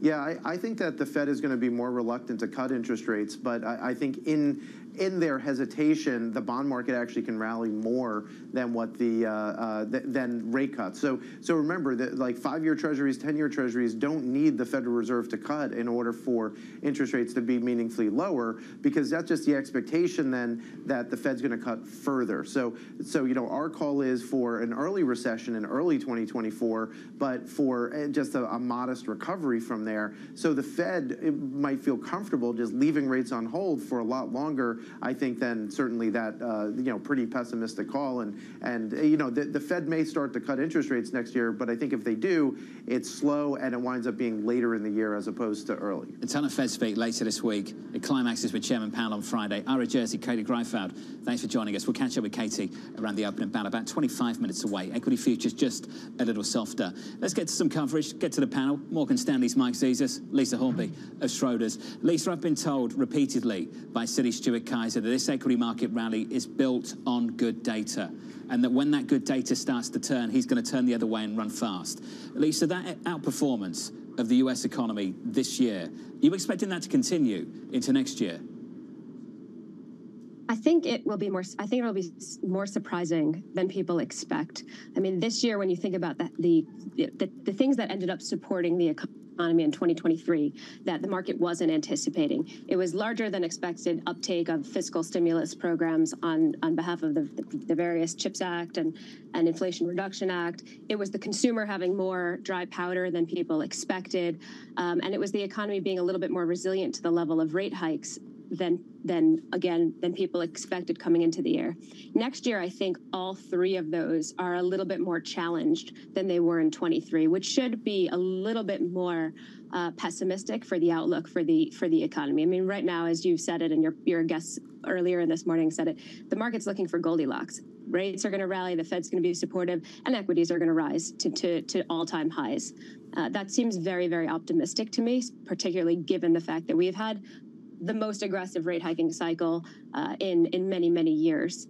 So I would probably take the other side of that resilience, or that economic resilience. It is amazing we're talking about this slowdown into next year, Mike Zezas, given where unemployment is, south of 4%, given where claims are in and around 200K, and given the fact we've just seen a record for shopping on Friday and a record for shopping on Monday. This according to Adobe. Shoppers spent $12.4 billion on Cyber Monday. Spending increased 9.6% from a year ago. Mike, where is that slowdown coming from? Yeah, well, our economists have been pretty clear that you would continue to see labor market softness, and in particular, you should see it more in the first quarter, so notwithstanding the current retail sales activity. So their expectation is that you can get a sub 100K non-farm payrolls print in the first quarter of next year, and that starts to change the way the Fed's talking about the market. And I think when you bring it back to where the opportunity is, based on that, we think it's really in the bond market because of that, in developed market government bonds and in high-grade credit, because the central banks are trying to kind of navigate this last mile of reducing inflation, whether or not they can engineer a soft landing accordingly, or it's more of a hard landing. Our economists think it'll be a soft landing. I think the equity market's largely priced for that already. Bond markets aren't, and so we think you can get a lot of good total return and income from high-grade bonds. Michael, your standout call is on inflation. As a house at Morgan Stanley, you seem to believe it's going to fall much faster than even the Fed anticipates. What kind of numbers, Mike, are you thinking about, and what's driving that? Yeah, well, listen, I think we've got a couple of important data points in the next few weeks that'll kind of key what we think is going to happen in the first quarter. But suffice it to say that we think between now and the June meeting, you're going to get enough data that shows both deceleration in inflation and deceleration in the labor market that gets the Fed to start communicating that it wants to pursue an easier posture. I don't think you're going to see that in the near term. But so I think this is really kind of a first quarter event that has to play out in the data then. Mid-December, projections from the Federal Reserve next month, Lisa, they're going to be absolutely critical. Do you think that's a best guess from the Fed? Or do you think it will be a tool used to signal to the market no cuts coming anytime soon? I think they try to use it as a bit of both. I mean, they're constantly revising the forecast, and in the intermeeting period, or in the intra-dot period, if you will, they're coming out and saying different things, right? So there's an element of this is our best guess, and we're changing it as data evolves. And there's an element of we don't want the market to get too ahead of itself. I mean, one of the things that came out of the last meeting was the idea that the market had sold off quite materially on the rate side, and that acted like a Fed hike. So it reduced the amount of effectively Fed hikes that they had to deliver to the market. Now that's been completely unwound. So they're going to have to sort of balance the message and say, hey, look, now that those hikes have been unwound, and therefore, you know, we may have to be more responsive if inflation was to reaccelerate. That's not our view. But, you know, I think they use it as We've lost Lisa Hornby there. We're going to try and reconnect with Lisa and come back to her. Lisa, a bit of a spotty connection with you. Just bear with me and we'll try and work that out. Mike, I want to come to you and talk about thresholds for rate cuts. Standard Chartered are saying 4.5% unemployment, 3% core PCE. Mike, does that add up to you? Yeah, I don't know that it's subscribed to those specific numbers, but I think what our economists are targeting is that the Fed starts to change its tune once you see a sub 100K payroll print, and they expect that to happen in the first quarter. And then I think the reaction function from there is that you get a 25 basis point cut in June. The Fed sort of watches and waits to see if the growth, if the data continues to decelerate, and then kind of picks things up again in September. So the labor numbers are the ones that we're focusing on most specifically and that we think the Fed's most sensitive to. Lisa, apologies for that. I'm told that connection's been re-established with you. It's a little bit clearer now. Can I come to you on the same question, Lisa? Thresholds for cuts. What kind of numbers do you think we need to see before they can deliver them? I think inflation has to continue to move towards 3%, and the unemployment rate needs to start moving materially higher. We are starting to see it, not material, but the unemployment rate has steadily moved higher, and it's likely it'll actually be above the Fed's forecast either by the end of this year or early next year. So, you know, I think the hurdle is still high here with inflation in the 3.5–4% range. But as you see that inflation numbers start to come down and the data start to soften, I think that hurdle becomes a little bit less onerous. We'll continue the conversation. Mike Caesars, Lisa Hornby, sticking with us. Your equity market is set up as follows. We're down about 0.2% on the S&P, about 20 minutes out from the opening bow. Let's get you some movers. Here's Abby. Weighing on futures right now, John. Micron starting out. Let's start there because we did have headlines drop just moments ago. They've pre-announced to the downside, at least relative to earnings. They actually pre-announced the upside for revenue, but for earnings, they're now looking at a range of a loss of $1 to $1.14. The street is closer to $1.04. So investors right now choosing to go with that greater loss than expected. Let's see how the day trades out and also look for an explanation. There were some analysts that were recently positive on this name. Zscaler down 5.6%. The security software maker's billings forecast has missed estimates just slightly. Investors not liking that with the stock into today up 55%. But then take a look at Boeing up 1.7%. RBC has upgraded the shares to an outperform, saying that they're seeing the early stages of a quote unquote significant shift in sentiment, plus strong demand for both commercial and defense business, their defense business. This stock into today up 15%, adding a little bit of weight to it if these gains hold on the open. Abby, thank you. More from Abigail around the opening bell. Coming up on this program, a weekend full of spending records. Of course, online is going to be strong. Stores are no longer open on Thanksgiving Day. So what did people do? They shop with their phone. Mobile mattered. Wrapping up a record 5 days of shopping. That conversation up next.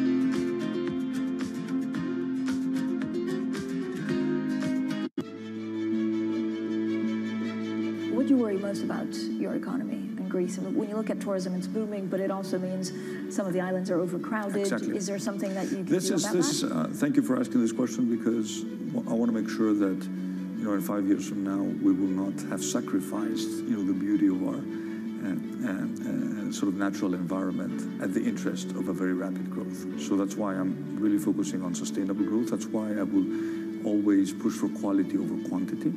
Very strict in terms of standards. We are actually looking at our local and regional sort of planning legislation across the country to make sure that we know exactly what we can build and where we can build it. There are parts of Greece which have reached saturation point, and if we have to place restrictions, we will, in order to protect, especially islands, which are more sensitive.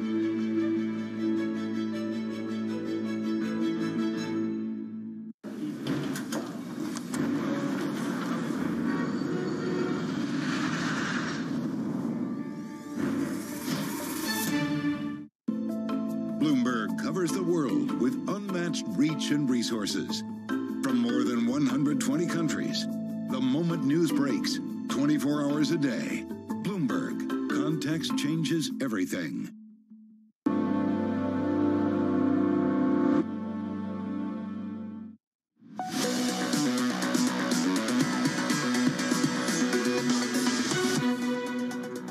Online is going to be strong. Stores are no longer open on Thanksgiving Day. So what did people do? They shop with their phone. Mobile mattered. What people are willing to spend on.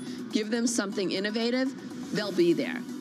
And they were there. Consumers aren't slowing down when it comes to holiday shopping. The latest numbers dropping just moments ago from Adobe Analytics. Americans spending $12.4 billion on Cyber Monday. A record Monday, a record Friday. Spending increasing 9.6% from a year ago. With the latest, let's get to Simone Foxman. Hey, Simone. Hey, John. Yeah, a 9.6% growth on Cyber Monday, according to Adobe Analytics. That's even higher than the growth that we saw on Black Friday, 7.5% higher. This overall equates to $38 billion spent through Cyber Week, which started with Black Friday and ended on Cyber Monday. Again, these numbers just breaking according to Adobe, but we're getting more numbers from the likes of Shopify, which said it saw $9.3 billion in Cyber Monday sales. That's up 24% year on year after a really bonkers Black Friday as well. Apparel and accessories, health and beauty, home and garden among the top spending categories. Block, the parent of Square, seeing a 19% increase in transactions on Afterpay. Again, this is the buy now, pay later element coming into play very strong throughout this Cyber Week. Hardware, home and garden, entertainment, and office supplies, particular targets of that Afterpay product. Of course, we're seeing winners like Affirm here. That is also one of those buy now, pay later brands. Shopify appears to be one of the key leaders in this broad Cyber Week. Piper Sandler analysts even downgrading the stock this morning, saying it has an untenable valuation at this point. Overall, Bloomberg Intelligence has said the discounts roughly in line with what we saw last year, with the exception of retailers that have been under pressure like Foot Locker, Urban Outfitters. Overall, though, the message is that in-store traffic has been light. So even though we're seeing these bonkers numbers come out on online spending, we'll have to see how the in-store data holds up. That said, Citi said it actually saw the first increase on a year-on-year basis in traffic since July. So maybe some positive news there in addition to the online. It's certainly positive, but not complete just yet. Simone, thanks for the update. So record Friday, record Monday, record online. The airports in America, the busiest they've ever been on Sunday, a record for American airports, according to the TSA. Everything's looking pretty good. Lisa Hornby, I'm trying to work out whether this is the final fumes of a spending boom or just another sign of resilience going into next year. You know, the consumers had a remarkable resilience, but I do think the momentum will start to slow. And I mean, evidence of that is that we are seeing more usage of credit cards to fund these transactions. Credit card balances are at all-time highs. Your colleague was just speaking about the fact that buy now, pay later is factoring into this as well. We're seeing delinquencies across the consumer spectrum, across the full income spectrum, start to increase from very low levels, but increase nonetheless. And to me, this suggests that the consumer has drawn down on those savings. They are starting to borrow to continue to fuel these purchases. That works for a time being, while people are employed, while there's income to kind of fuel this. But to me, the momentum should be slowing coming into the first quarter and second quarter of next year. Mike, we've got to talk about this. The numbers are great. What are the foundations underpinning those numbers? To Lisa's point, are we starting to reach just a little bit more than we were maybe 12 months ago? Well, Lisa also brought up a point earlier about fiscal policy, which I think is kind of important here, right? There's potentially a tail to some of the fiscal expansion that we had here. Expanded deficits on the U.S. by 1% of GDP, but it's important to keep in mind that that rate of change appears to have stopped. And importantly, a lot of times that was driven by one-time factors, deferred tax collections in many states, for example. Going into next year, once you get through that and you get through the sort of peak ramp up in spending on some of these key bills, CHIPS, IRA, a bipartisan infrastructure bill, then that pace of government spending slows, at least relative to what we had so far. That's going to express itself in the data in the first quarter, in our view. Michael, you've got tons of experience covering public policy. This is the coverage you used to lead at Morgan Stanley. Let's just lean on that a little bit more. Sure. Do you think the outperformance we have seen in the U.S. economy over the last couple of years has been down to one-off factors that will not last into next year? I wouldn't boil it completely to one-off factors. I think there are certainly one-off supports, and fiscal policy was a part of that. But I think sometimes we hear from investors, they tend to extrapolate that fiscal expansion become kind of a persistent and regular feature of the economy, and we push back on that pretty strongly. We've got divided Congress going into an election year. To the extent that Congress was to need to stimulate the economy, we think that would be very reactive, i.e. after you've seen some pretty bad data already, which again isn't our base case. And then if you want to see fiscal policy further expand after the election, that's going to be contingent on whether or not one party gets complete control and can execute on some of its policies. By the way, Republicans and Democrats got most of the policies enacted they wanted to since 2016 that had a fiscal expansionary impact. So we don't think there's necessarily a lot on the menu that they want to pursue, even if they have the opportunity. Michael, what kind of fight do you think is going to take place in early 24 over spending? And can we really have a decent call on the economy for next year without a decent understanding of what that spending fight is going to look like? Well, I think the spending levels were more or less set by the agreement that raised the debt ceiling earlier this year. And I don't see there being much of a consensus to move away from that, despite the fact that House Republicans are obviously interested in pushing those levels lower. But in our view, they really just don't have the votes to execute on something that would reduce those spending levels. So long story short, the spending levels that we know about, we think are the ones you're going to get for calendar year 2024. Lisa, some of these issues haven't gone away. You go through it in the bond market, and I get the call for the bond market. We've had 3 dreadful years for fixed income, over the last couple of years at least. And into next year, I can hear that constructive view from you, Lisa. But some of these issues haven't gone away. The spending in Washington, D.C., QT at the Federal Reserve, issues abroad, Lisa. Why do you have that more constructive view despite all of that? I mean, bond yields are at 15 to 20-year highs, so that's definitely part of it. It's particularly if we do have a bit of an economic slowing. You know, we think the Fed is basically out of the way here. We agree with Mike that inflation is probably coming down. That gives the background or the backdrop for fixed income, makes it much more favorable. When you can earn yields like 5.5%, 6.5% on investment grade corporate bonds, I mean, that's pretty attractive to us, and it's certainly attractive versus any time in history. It's the previous guests were talking about equities and equities reaching all-time highs. That may be, but when you look at things like the earnings yield, the dividend yield, you can out-earn that in a 2-year treasury now. That's pretty unusual. So to us, high-quality bonds, they actually make a lot of sense in a portfolio today. Lisa, thank you for the update. Lisa Hornby, Mike Zezas from Schroders and Morgan Stanley, respectively. Always great to catch up with you both. Just to recap those numbers, Cyber Monday sales, $12.4 billion, increasing 9.6% from a year ago. Things on the surface look good. Then you get into the details. Buy now, pay later, absolutely booming. Is this consumer becoming stretched? And why wouldn't it be?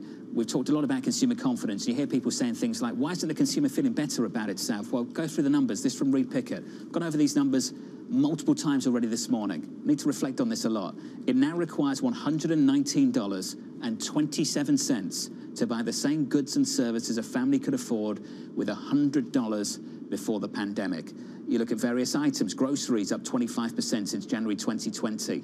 Used car prices climbed 35%. Auto insurance up 33%. Rents roughly 20%. Never mind the month-over-month change, year-over-year that drives Fed policy. That's the reality for a lot of consumers in this country.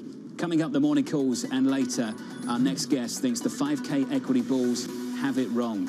David Bianco of DWS.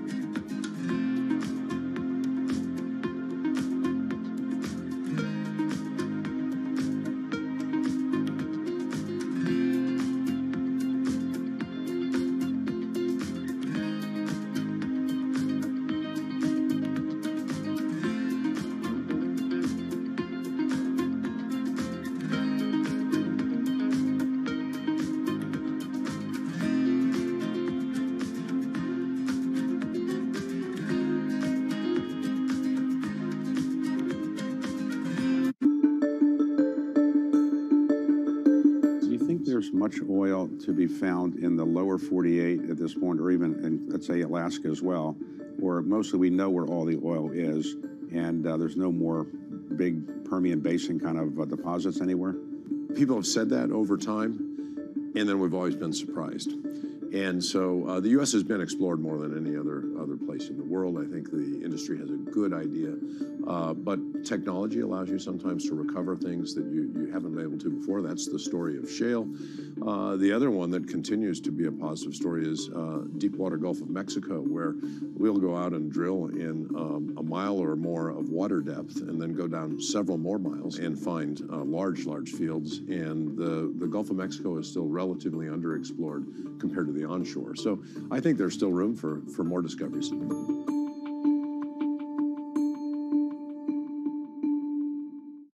Good morning. This is Bloomberg Surveillance on TV and radio. Welcome to Bloomberg Markets, China Open. Good morning, everyone, and welcome to The Pulse. This is Bloomberg Technology. Welcome to Balance of Power. This is Bloomberg.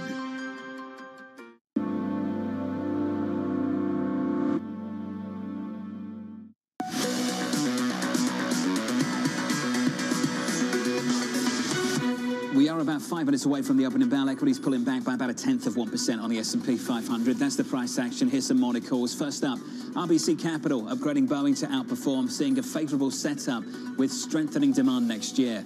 Second call from the team at SocGen, downgrading Morgan Stanley to hold $80 price target, growing increasingly concerned about the company's growth trajectory, down there about 0.7%. And finally, Piper Sandler downgrading Shopify to underweight, saying fundamentals no longer support the company's rich valuation. We're negative there about 1.2%. Coming up, forecasting a lost year for stocks, David Bianco, and why equity markets are heading absolutely nowhere in 2024. That's the bearish view coming up next. Your opening bell just around the corner.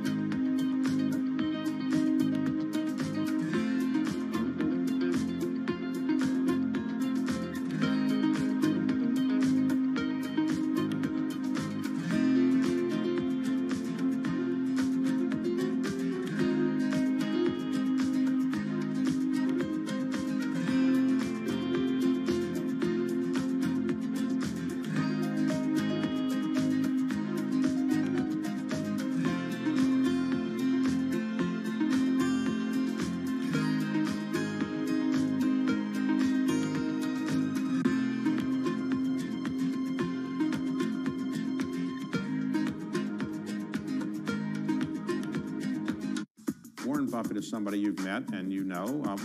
What does he tell you about investing? He tells you to just do what he does, or what does he tell you? Pretty much.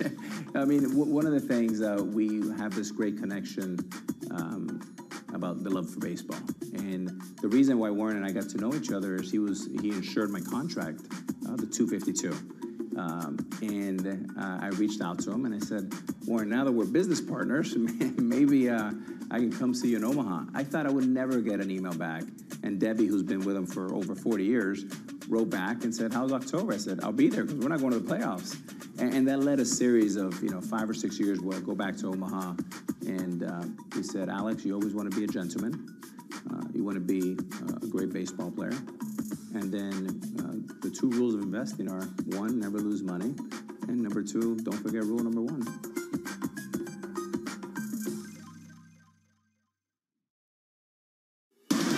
From the world of politics to the world of business, every weekday at 5 p.m. Eastern Time, hosts Anne-Marie Hordern and Joe Matthew alongside Kaylee Lines deliver news, insight, and analysis live from Bloomberg's Washington headquarters. Get the latest from and about politics' biggest power players at the end of every trading day. Balance of Power, every weekday at 5 p.m. Eastern Time, only on Bloomberg. Context changes everything. From New York City, From London, in Sydney, from Washington, in Tokyo. 9 a.m. in Beijing and Shanghai. Good morning, everyone. Have a great evening. Here's what I'm watching. You do not want to miss this story. Is there the kind of upside?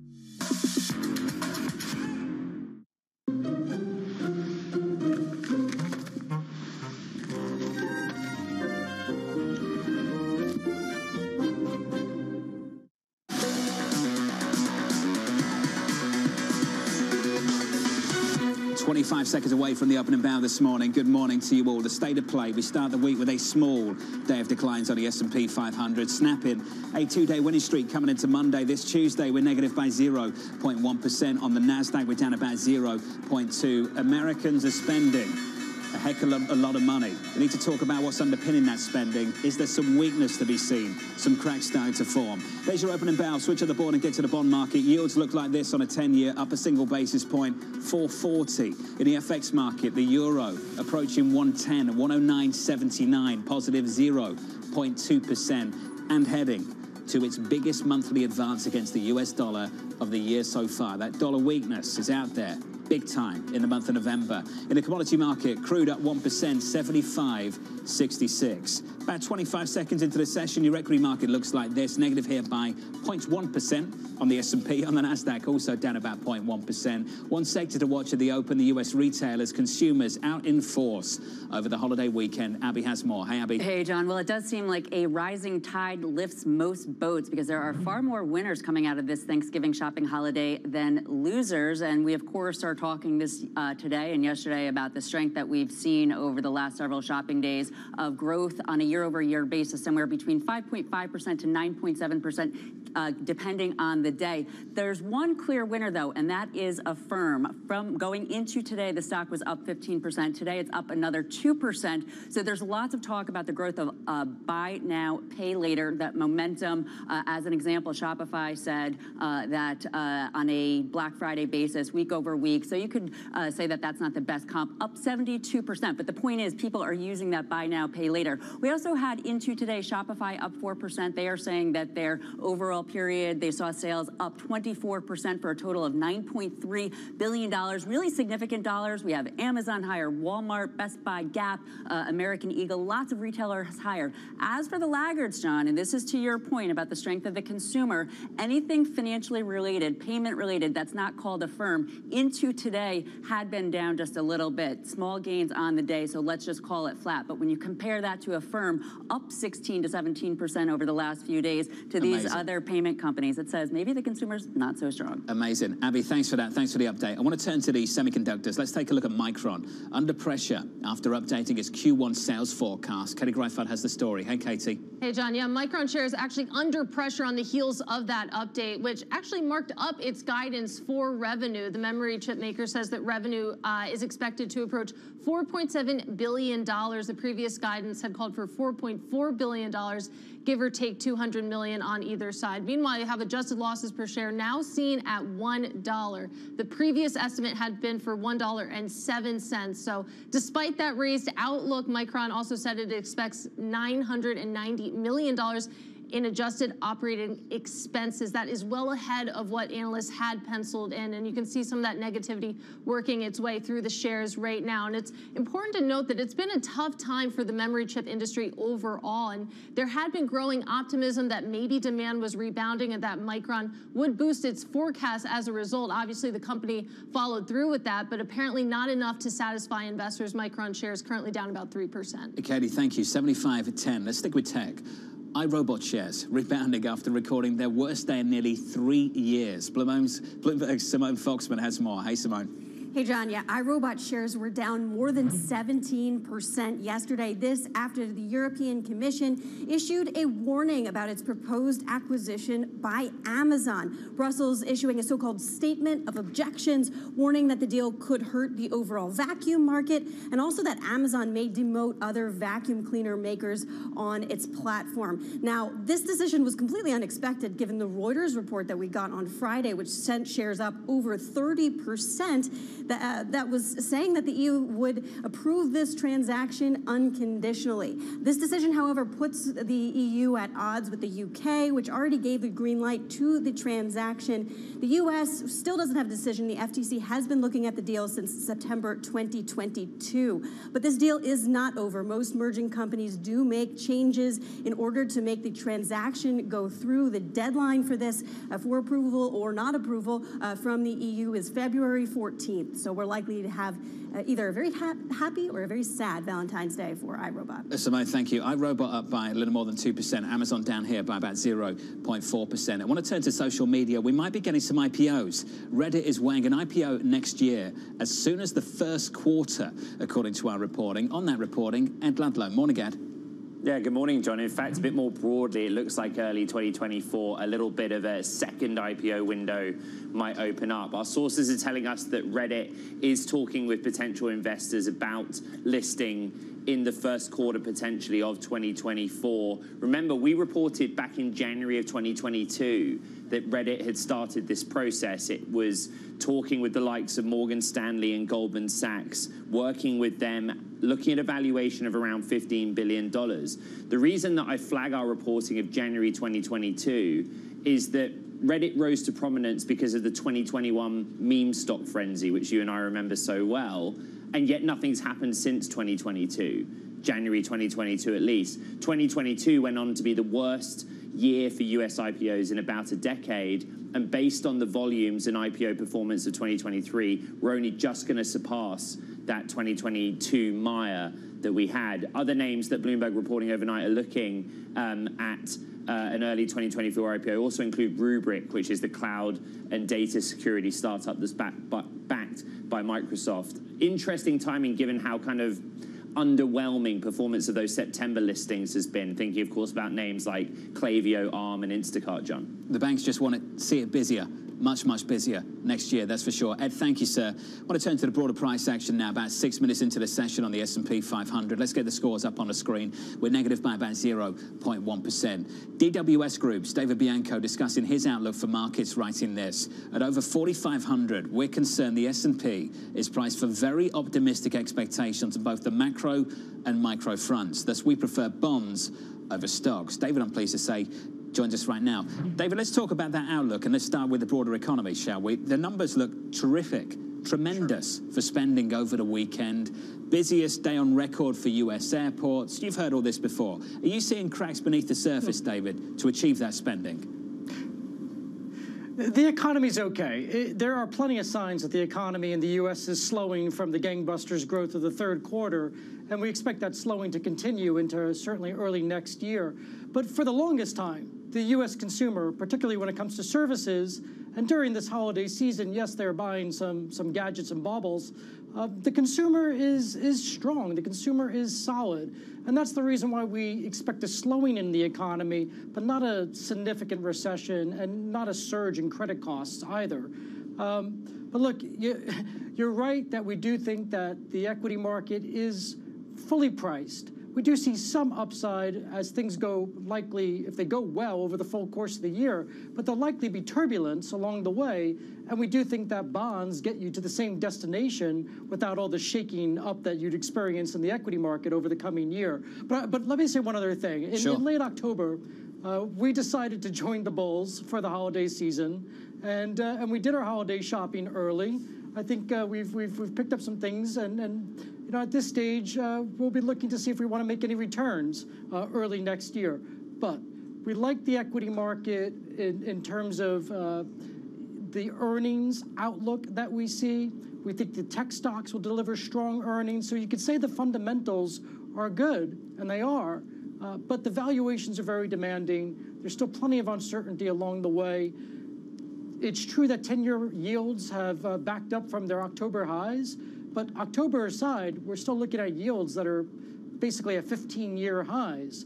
And as the year goes on, next year goes on, we think we'll hear more about the persistency of the inflation fight and concerns about the deficit. In the near term, David, if I asked you, though, to put you on the spot where the next 5% comes from in this equity market, is it higher or lower? Where's the path of least resistance?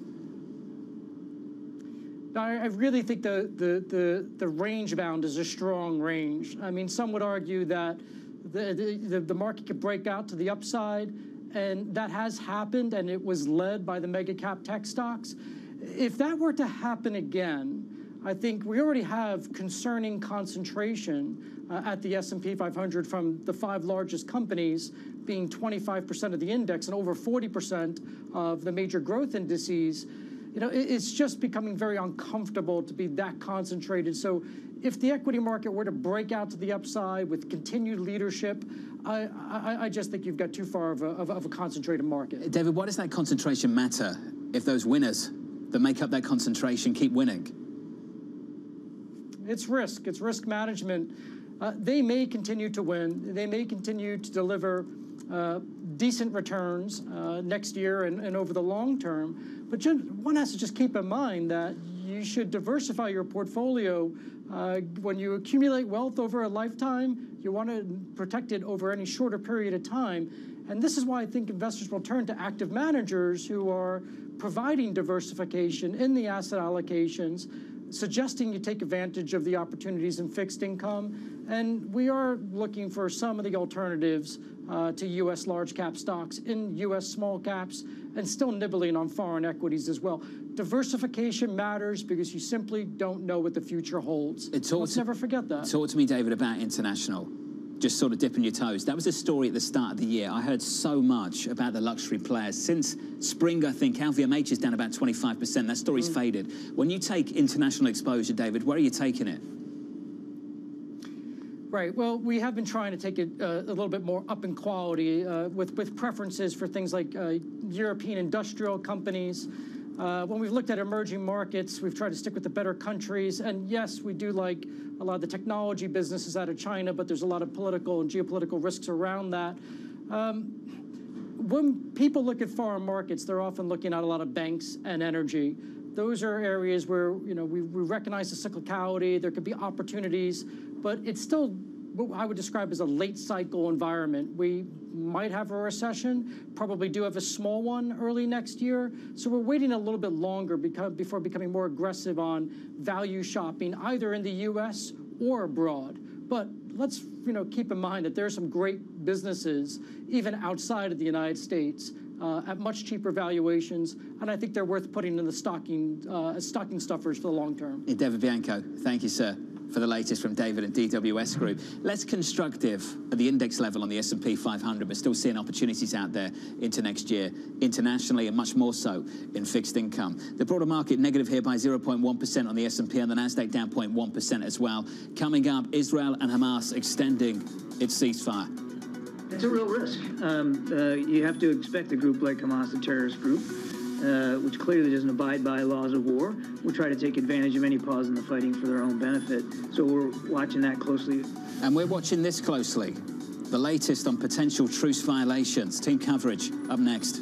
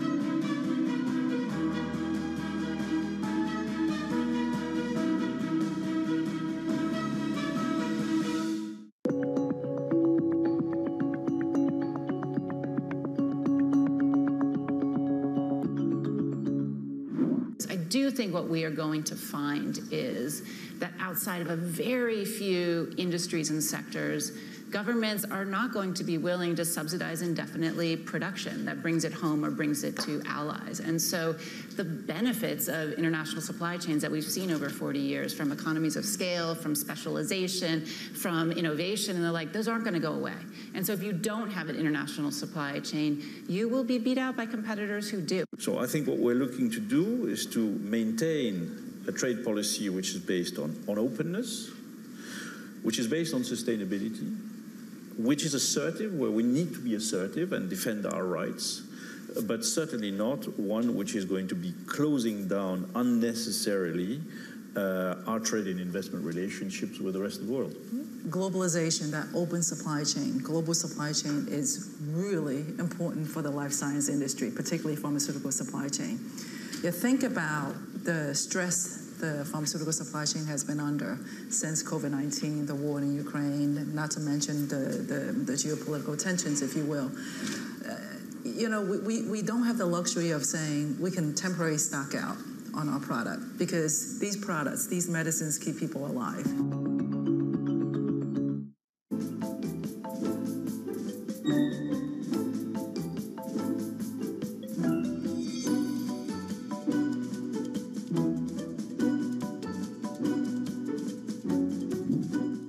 Some people might say that insurance is a boring business, but is that not the case? No, I find it very interesting. I mean, you're not doing the same thing all the time. I liked it because it had a balance of doing different things at once.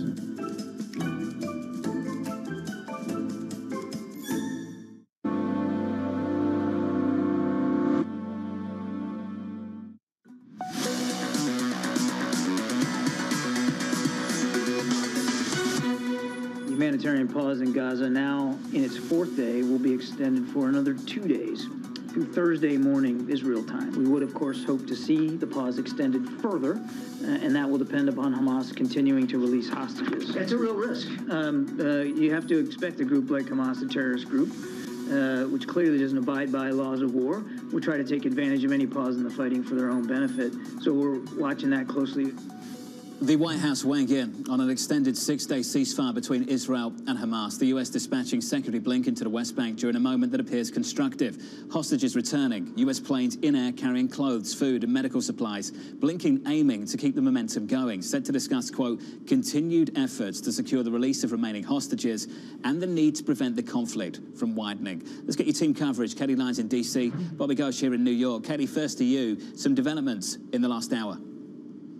Yeah, John, the Israeli military and Hamas trading blame this morning for truce violations. According to the IDF, there were 3 separate explosions targeting Israeli troops in northern Gaza that were positioned in areas in which the ceasefire agreement was covered. There were subsequent shootings, according to the IDF, while Hamas also has said there had been violations of the truce agreement without further elaboration. Now, it's not clear at this time what that means for the overall state of the truce. There has been no indication of further fighting or escalation at this point. Overall, broadly, it does still seem that is intact, but that is going to be something we're very carefully watching. Of course, John, in principle, this truce is expected to go through early morning Thursday, and 20 more hostages taken by Hamas are slated to be released between now and then, in exchange for roughly 3 times that amount of Palestinian prisoners be released from Israeli prisons. Also worth noting this morning is Bloomberg's reporting that the CIA director, Bill Burns, along with the director of Mossad from Israel, are in Doha for meetings initiated by Qatar that the Egyptians will also take part in to discuss potentially this truce extending even further beyond just this 2-day extension. According to a spokesperson for Qatar's foreign ministry, they said at a press conference today that the country's aim is to secure a longer truce, though it's worth keeping in mind, John, the Israeli government, Benjamin Netanyahu, have consistently said they have every intention of continuing the war once this brief ceasefire is over. Bobby, great to catch up with you, as always. Talk to me about the objectives of Secretary Blinken on this 3rd visit, is it, in the last 6 weeks? Well, he's trying to do what Bill Burns is doing in Qatar, which is persuading all the parties to extend the truce, to get Israel to also, if possible, maybe dial down some of the language that we've heard from partners of Benjamin Netanyahu in his alliance, and also maybe sort of rein in some of the activities of the settlers in the West Bank. where land has continued to be grabbed from Palestinians, and generally bring the temperature down within Israel, if that is at all possible. He'll also be hearing from the Israelis about their concerns about extending the truce and how much that may allow Hamas to regroup, to rearm itself. There's a lot of pressure on Netanyahu from his military commanders. We've seen some reporting on this, that his military commanders are worried that they may lose the momentum if the truce carries on for too long. And so he has to weigh the relative sort of advantages of keeping the truce going and getting more hostages out, and also achieving the military goals that he has set out. Given what you've just said, and given the developments of the last 60 minutes, Bobby, just how fragile is this truce going into Thursday? Well, the longer it lasts, the more fragile it'll get. I mean, 4 days was a sort of fairly contained time. You have two sets of people, two sets of sort of armed groups that are sort of at loggerheads, very close to each other, high tensions, high degree of resentment and anger on both sides. So the risk of things going wrong can only rise the longer this lasts. And so that too has to be managed, both by Hamas as well as the Israeli military, to make sure that if the truce is indeed extended beyond this 2 additional days, then that their own sides respect the truce. Remember, there are also other groups in Gaza. It's not just Hamas and Israel. There's also Palestinian Jihad, some other groups, all kinds of, shall we say, inflammable substances that can that can light the torch and set things ablaze again. Bobby, just frame that for me a little bit more. Dig deeper if you can. Who has control of these hostages that still remain in Gaza right now? So this is the big question. Hamas now says, we are hearing through the Qataris, that it does not have control of all the hostages, that Islamic Jihad has some of them. We don't know the exact numbers. We've heard different numbers at different times. Do we believe Hamas when it says this? That's also sort of a little hard to tell. It's very murky there, and there's not a lot of international media that's allowed into Gaza. I personally am skeptical from my previous visits to Gaza and the region generally. The idea that Hamas and Islamic Jihad are operating completely separately from each other, that does not strike me as credible. It's not surprising that Islamic Jihad may have responsibility for some of the hostages, but the idea that Hamas doesn't know where they are, I would take that with a large portion of salt. Hey, Katie, on so many different fronts, this is immensely complex and difficult, but on this particular front, who are they negotiating with? Well, the negotiating mediators, in large part, have been Qatar, Egypt, and the Biden administration. The White House has told us, John, that President Biden himself was very closely involved in these conversations around getting the original 4-day truce agreement, and continues to be involved in this going forward, as this administration is trying not just to support Israel, but also very much is pushing for as much humanitarian aid to be allowed in as possible. This agreement isn't just about getting hostages out, although that is very important to this White House. It is also about getting humanitarian aid in, as we are seeing a growing humanitarian issue in the Gaza Strip, with thousands, according to the Hamas-run health ministry there, killed as a result of this conflict, and becoming much more politically untenable as well for the Biden administration. There's growing members of his party, John, that are calling attention to the humanitarian concerns, and it raises a bit of a question about the future of Israeli funding on the part of the U.S. government. Katie, thank you. An update from Katie Lyons and Bobby Ghosh. To the two of you, thank you very much. Just to recap the news in the last 60 minutes. The truce still holds, but what we hear from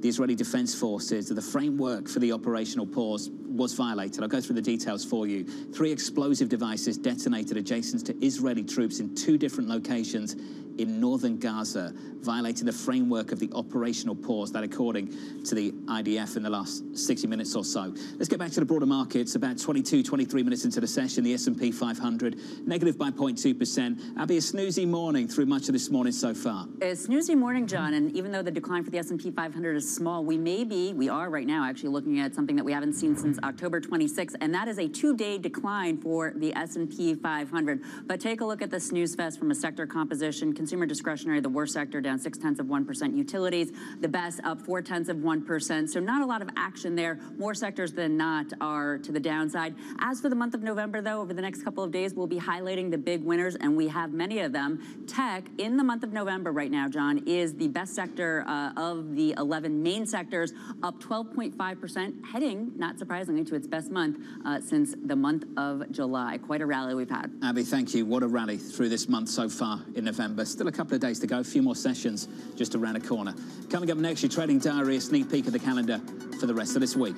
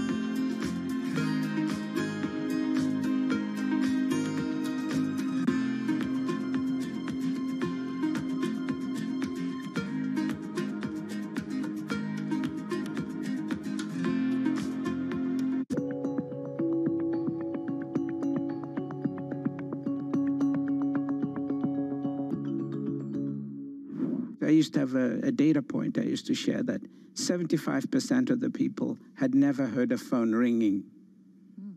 Just think about it. I didn't say had never used a phone. They'd never heard it ringing. Today, 75% of the African people have a mobile phone. They use one. Okay? And we will do the same with the internet in the next 5 years. You know, we will do it as an industry, as entrepreneurs. All we need is the space, and we need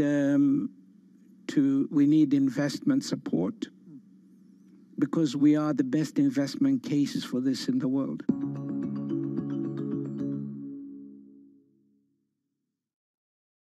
Why do the biggest names in business choose Bloomberg? That is a great question. It's a great question. Great question. Great question. Best question I get all night. Bloomberg, top experts, great questions.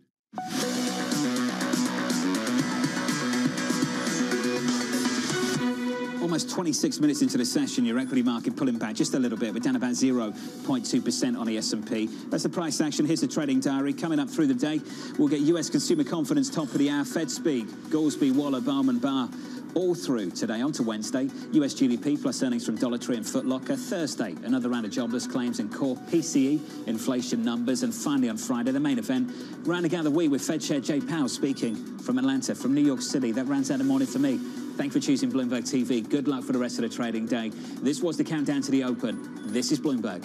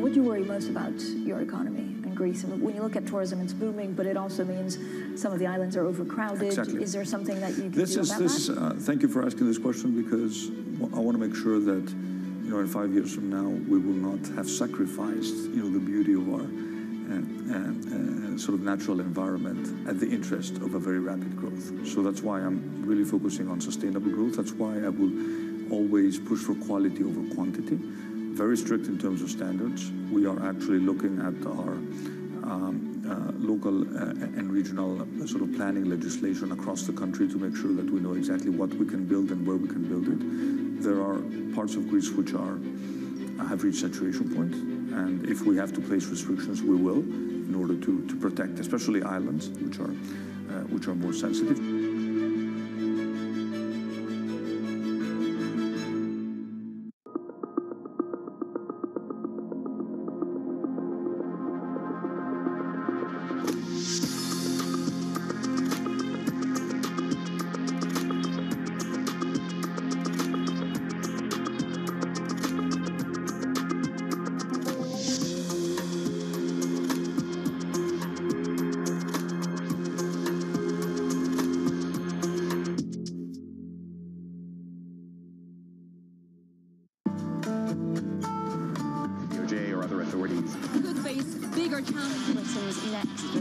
Going to keep reading World Cup. This is a 3 as the economic picture covering the intersections of Hollywood, Silicon Valley, and beyond.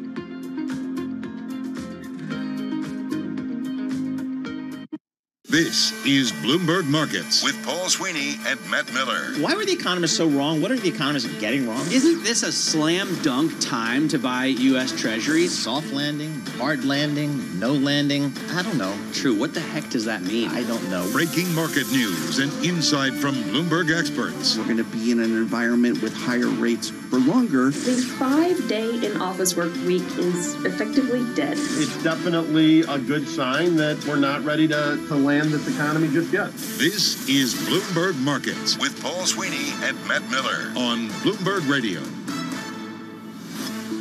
Good Tuesday morning from the Bloomberg Interactive Broker Studio in New York City to our worldwide audience. Coming up, we're going to get the latest reporting from Israel. Galit Altstein, reporter with Bloomberg News. She's going to join us from Tel Aviv with the latest. Then we're going to check in with Ira Jersey, chief U.S. interest rate strategist for Bloomberg Intelligence, to get his thoughts on how things are going at the Fed, Treasury auctions, all that kind of stuff. Where are rates going? And then we're going to talk global energy with Fernando Valle. He's a senior analyst with Bloomberg Intelligence.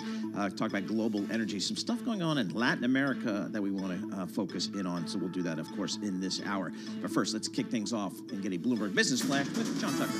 All right, thanks, Paul. And right now, we are data dependent. So let's start with the data. This is from the Consumer Conference Board, the Consumer Confidence Index.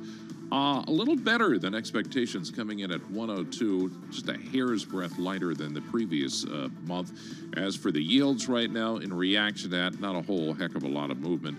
The 2-year yield at 4.84, that's unchanged. The 10-year is at 4.39. Well, after a couple of days of modest losses, the major stock averages, they're mixed right now. Investors latched onto the data coming out Thursday. That is the Fed's preferred inflation gauge. Katie Kaminsky at Alpha Simplex says investors may be getting ahead of themselves when they think the Fed is near its target. Inflation is still way above target, or at least 1% above target. So we could take a year or so to get there. People are very quick to think that things are over when they take time to actually get through the system. Right now, the S&P 500, 6 points lower. That's down about 0.2% at 45.43. The Dow is 18 points lower. The NASDAQ 100 is down 23 points. That's down about 0.2%. Earlier, we saw U.S. home prices rising for the 8th straight month. So let's set a fresh record. Detroit, San Diego, New York, and Chicago scoring some of the largest increases. This is all based on the CoreLogic Home Price Index. I'm glad to see Detroit in there. Nice. Maybe, does that have anything to do with the Lions' performance? Maybe. Recently? Yeah, I mean, how rare is it that they're good? Well, not the Thanksgiving game, but that's right. anyway. We check the markets for you all day long right here on Bloomberg Radio. I'm John Tucker. That is your Bloomberg Business Flash. Jess and Paul. All right, John Tucker, thank you so much. We appreciate that. Jess Metton sitting in again today. Thank you very much. Happy Tuesday. Excellent. Paul. So we've got Jess Metton, Paul Sweeney live here on our Bloomberg Interactive Broker Studio. We're streaming live on YouTube, so head over to youtube.com and search Bloomberg Radio, and that's where you'll find us. We need to get the latest reporting from Israel, and for that, we turn to Galit Altstein, economy and government reporter. She is based in Tel Aviv for Bloomberg News, and there's some reporting today that there's been some violations potentially of the truce here, so let's get the latest there. Galit, thanks so much for joining us. What is the latest coming out of your part of the world?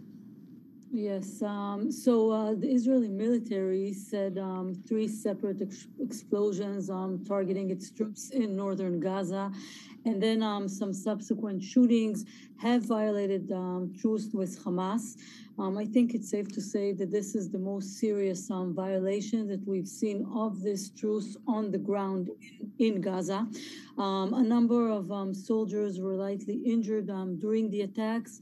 And the IDF says that these troops were positioned in areas that were in line with the ceasefire that was reached with Hamas last week. We have Hamas also reporting violations of the truce agreement, but without elaborating on that. So it's not immediately very clear what the latest developments mean for the state of the overall agreement, but we're waiting to see how it plays out. After what was supposed to be a 2-day truce, what potential repercussions could come out of this? So it very much depends. We have seen several breaches of the agreement that was reached between Israel and Hamas. Not this kind of breach, like I just described, but different breaches. And they were contained by both sides. So it could be that this will also be contained in order not to affect the release of 10 Israeli hostages that is due to happen very soon, within the hour or two. So we may see Israel containing that in favor of this hostage release. And if that happens, we may be able to see the 2-day extension of the ceasefire work out okay, and some 20 more Israeli hostages, including the 10 that I mentioned that are supposed to be released today, being released within the next 48 hours. Galit, what are we hearing from the Israeli government in terms of an update on their strategy? Are they portraying it that they are making progress towards their goal of eliminating Hamas? Because, I mean, certainly an argument can be made that that is not a realistic goal, given that Hamas is a terrorist organization as opposed to a state or an army. Yeah. So I think the answer to this question is divided into several parts. But I will say briefly that as far as Israeli officials go, both government officials and military officials, they all make it very clear that the minute this ceasefire is over, Israel will go back to fighting to achieve what it sees as the 3 main goals of this operation, them being demilitarizing Hamas or destroying Hamas even, and then also bringing all of the Israeli hostages back that are still in Gaza and will not be brought back as part of this current deal. And finally, making sure, and that is also a goal on Israel's part, that Gaza is no longer a threat to Israel. Now, how realistic these goals are remains to be seen. Like I said, Israel insists that they will be achieved and that victory will be achieved. And at the same time, we do hear military analysts here in Israel seeing what is going on in the Gaza Strip, including the fact that just 2 days ago, some hostages were freed from northern Gaza.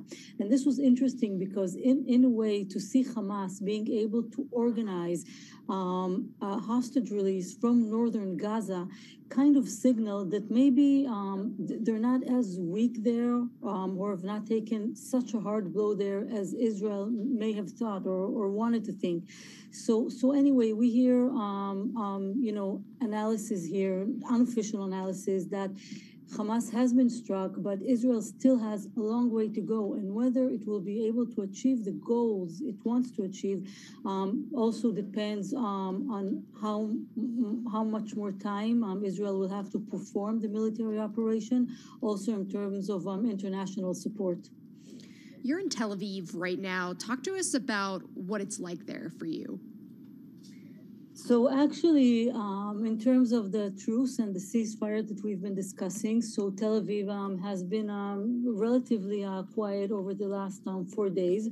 So, you know that since October 7th, Tel Aviv has quite often been under missile attacks, sometimes as much as once or twice a day, which is quite significant. And it was interesting to see that, you know, last Friday, when the truce went into effect was Black Friday, right? Also here in Israel. And you could see a huge surge in Israelis going out to shopping malls and shopping centers and shopping. And this was evidently also because of the truce and the ceasefire. So you do definitely see a change in Tel Aviv over the last few days. All right, Galit, thank you so much for joining us. Really appreciate getting some of your time here. Galit Altstein, she's the economic and government reporter based in Tel Aviv, Israel, for Bloomberg News, and we appreciate getting some of her time. All right, let's go right now to Ira Jersey. Let's talk about where these interest rates are going. Ira Jersey is a rate strategist for Bloomberg Intelligence. He comes to us from our Princeton, New Jersey office. Ira, I'm looking at the 10-year Treasury, 4.39%. Boy, that's a long way from 5%. Did we see peak rates back in, I guess, late October?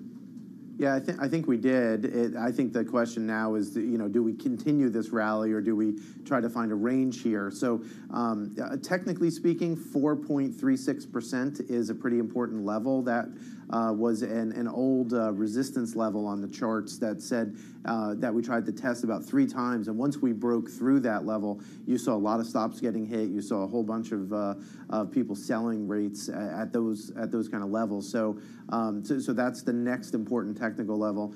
You know, we still think that we could rally into year end, particularly if we start to see some somewhat weaker economic data. You know, that being said, you know, you look at this morning's consumer confidence report, and you're not necessarily so pessimistic for, you know, what consumers are going to do this holiday season. Hey, Ira, we just had some headlines across the terminal from the Fed Governor, Christopher Waller, talking about how he's more confident in the Fed's policy being more well-positioned and potentially how it could be tight enough to contain inflation. What are your thoughts on how bond investors are potentially reacting to the last batch of Fed speakers this week ahead of the blackout period next week? Yeah, I think, you know, people are always looking for a clue as to what the next move by the Fed is going to be. And importantly, at this point, I think, you know, there is a consensus that the next move is going to be an interest rate cut.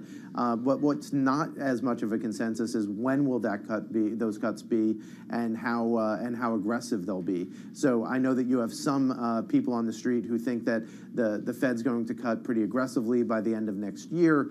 And then others like ourselves here at Bloomberg Intelligence, where we think that the Federal Reserve will be more reluctant to cut interest rates. And once they do, they'll cut aggressively, but that might not occur until 2025. So I do think that, you know, as we get the last few speakers here before the blackout period, we'll all be wondering about that, because we do get, remember, at the meeting in a week and a half, we get another summary of economic projections, which includes that dreaded dot plot, where it'll give members of the Fed the opportunity to update their expectations for where policy rates are going to be at the end of next year, as well as the next couple of years.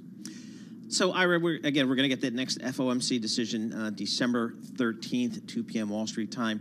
How important is it? Well, actually, let me talk to you about what I've been reading about recently, that the hedge fund community, the fast money, if you will, maybe that's not a fair term, hedge funds, they've been short treasuries. They have. Are they still short treasuries? Have they covered? Because it seems like I read about they're shorting, but then people like Warren Buffett and mutual funds up in Boston are buying treasuries. What's going on just in terms of trading these things? Well, we don't know exactly where hedge funds are in cash treasuries, but certainly in treasury futures they're short. But keep in mind, a lot of those short positions in treasury futures might be against longs in cash. So it's not obvious to me that hedge funds are particularly biased one way or the other in terms of market risk. In fact, I was speaking with a hedge fund last week before the holiday, and they were saying that they're actually not doing a whole lot in rates right now because they're a little bit confused and they got burned on because they were long when we were at around 4.25%, and then obviously we sold off 75 basis points from there in 10s. So they're kind of staying away from rates right now and would rather be another fixed income product. So I'm not sure that hedge funds are actually short a lot of market risk here. So keep that in mind when you look at those data.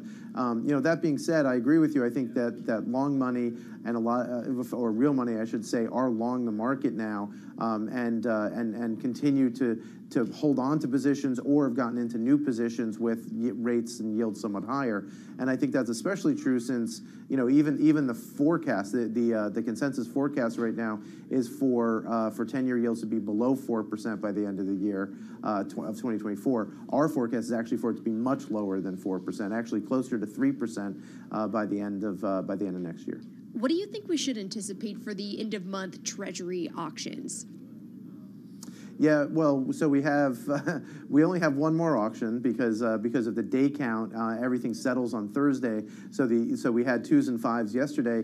The 2-year did not go very well. The 5-year went very well. So I think that investors are kind of picking their points and where they want to take risk along the yield curve.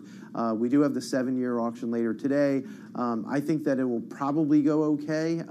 Just because in part because I think investors are looking again for that belly of the yield curve to outperform as the market starts to price in some type of pretty aggressive cutting cycle by the Fed, which again might not happen next year, but will happen sometime in the next 2 or 3 years. So really, you get the biggest bang for your risk budget if you own the belly of the curve in that environment. What when you talk to your clients, your institutional investor clients, Ira, what's the topic that comes up most often these days? Yeah, so it's funny. It was a couple of months ago. It was all about term premium and the market sell-off. Today, it's all about supply. Everyone wants to know, with budget deficits remaining so high, with additional maturities of treasuries next year, meaning that you're going to continue to have treasury auctions that are rather large, how is that going to affect pricing in the market? So that's a big topic, and we're all trying to determine it because typically you don't have this type of supply that we've gotten the last couple of years in a strong economy. Usually you're getting this type of supply when the economy is very weak, when the government's performing fiscal stimulus in order to prop up the economy, and that's not the case right now. So there's not a good precedent for how all of the supply is going to be affecting the interest rate environment. So I do think that everyone, I think, wholeheartedly agrees with me that rates aren't going to rally as much than they have in the past because of this excess supply, but nobody knows the magnitude of that change from this cycle to prior cycles. All right, Ira, what is the #1 issue for people in the world of global soccer these days? Yeah, that's a good question. I mean, we're coming up on the semifinals for MLS Cup, so that's what I'm watching. I think a lot of people are wondering about where the next Women's World Cup is going to be, because we know where the next 2 Men's World Cups are going to be, but we don't know where the 2027 Women's World Cup is. So I'm waiting for an announcement from FIFA about that. It could be right here in the U.S. We could have back-to-back World Cups, men in 2026 and women in 2027. That would be a whole lot of soccer, and I think help the sport grow here in the country quite a lot. Why haven't they come up with it? Usually they do this well in advance. Yeah, I really don't know. It's a little bit of a black box. They haven't said when they're even going to come out with the announcement, as far as I've heard over the last couple of days. But as of last week, FIFA had not said when they're going to make that announcement. And usually it is. You're right. Usually it's at the previous World Cup they announced the next World Cup, and they didn't do that this time. Interesting. Okay, I smell a little politics going on there whenever I think of FIFA and where these World Cups are going.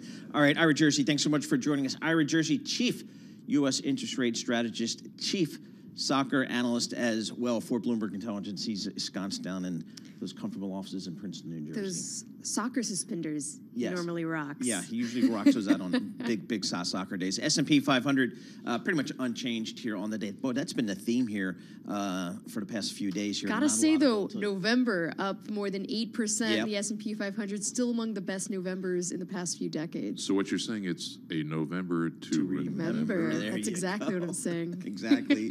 All right, we're just killing it in here. This is Bloomberg. Let's get some company news right now with Lisa Mateo. You got it, Paul. U.S. consumers, they were out in full force over the big shopping holidays. Now, according to Adobe, they spent a record $12.4 billion on Cyber Monday alone, an increase of 9.6% from a year ago. And Amazon announced that its extended Black Friday and Cyber Monday holiday shopping event was its biggest ever. Now, customers worldwide, they purchased more than 1 billion items on Amazon. The company says it's going to be dropping even more deals every day through December 24th. Amazon right now, they're down about 0.5%. Bloomberg's Abigail Doolittle has the retail roundup starting with Shopify. They are saying that their overall period, they saw sales up 24% for a total of $9.3 billion. Really significant dollars. We have Amazon higher, Walmart, Best Buy, Gap, American Eagle, lots of retailers higher. As for the laggards, anything financially related, payment related, that's not called a firm, into today had been down just a little bit. Now, Abby had mentioned Buy now, pay later options are helping holiday shoppers extend their budgets so far this year and providing a boost to holiday spending. Adobe estimated that consumers used such flexible spending promotions to spend $7.3 billion from November 1st to November 26th.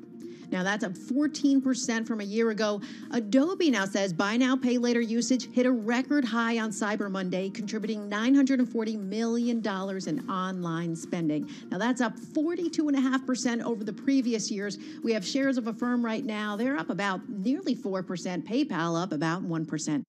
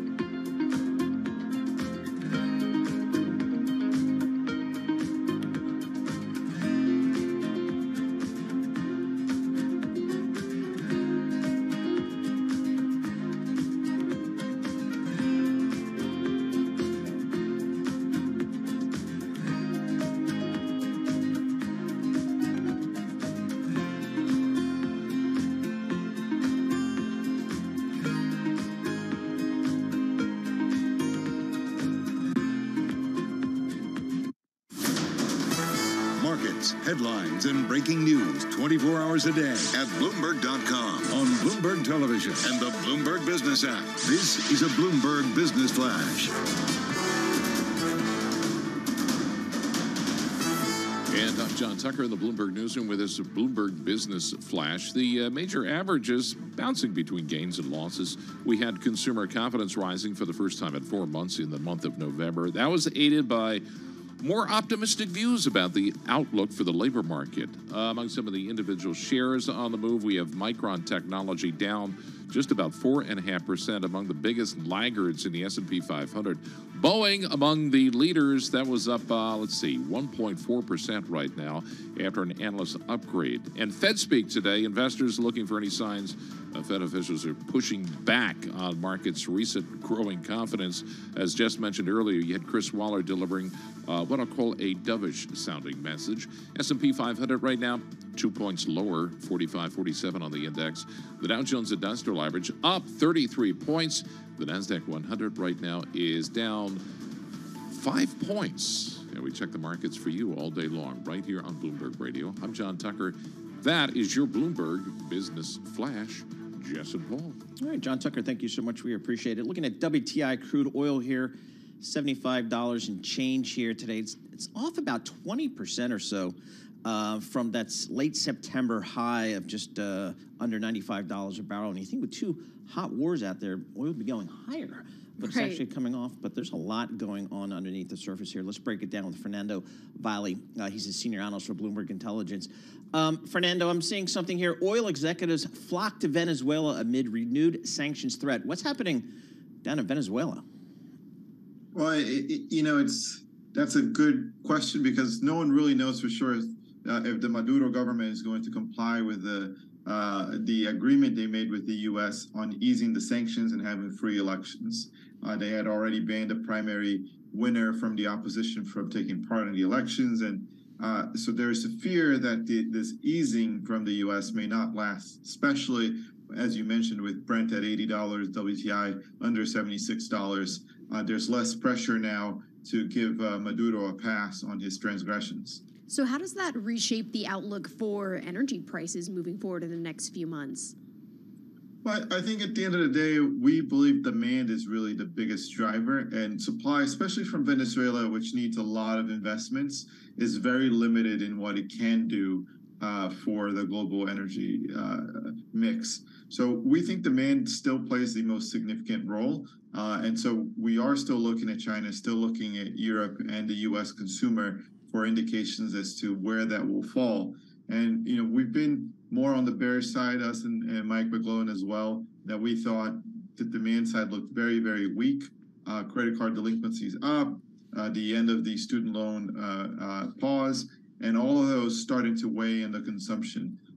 It's been, honestly, a little bit more resilient, but we're still worried that this may not last over the next few months. All right, Fernando, I was filling up the ride over the weekend, $3.15 at the BP station on Route 35 in Wall Township, New Jersey. But I saw diesel was like $4.25. Can you explain to me why diesel is so much more expensive than gasoline? Absolutely. It actually has something to do with Venezuela. Most of the production in U.S. shale is very light oil, so it doesn't produce a lot of diesel. A barrel of oil from shale usually produces around 50 to 52% of gasoline versus 30 to 32% of diesel. So it's a lot more gasoline than diesel. And then especially where we are, Paul, on the East Coast, it's been difficult to get diesel because we used to get supply from both Europe and Russia because of your favorite, the Jones Act. And obviously Russia, we no longer receive diesel. And then Europe has been constrained because of high energy prices, high crude sourcing prices. So they don't export as much. And we are really seeing a shortage in the northeast of the country, which uses diesel for both heating and for backup power generation. We saw a lot of purchases ahead of winter, and this could still be a concern over the next few months. So how could demand end up affecting crude balance in 2024 if supply is still growing?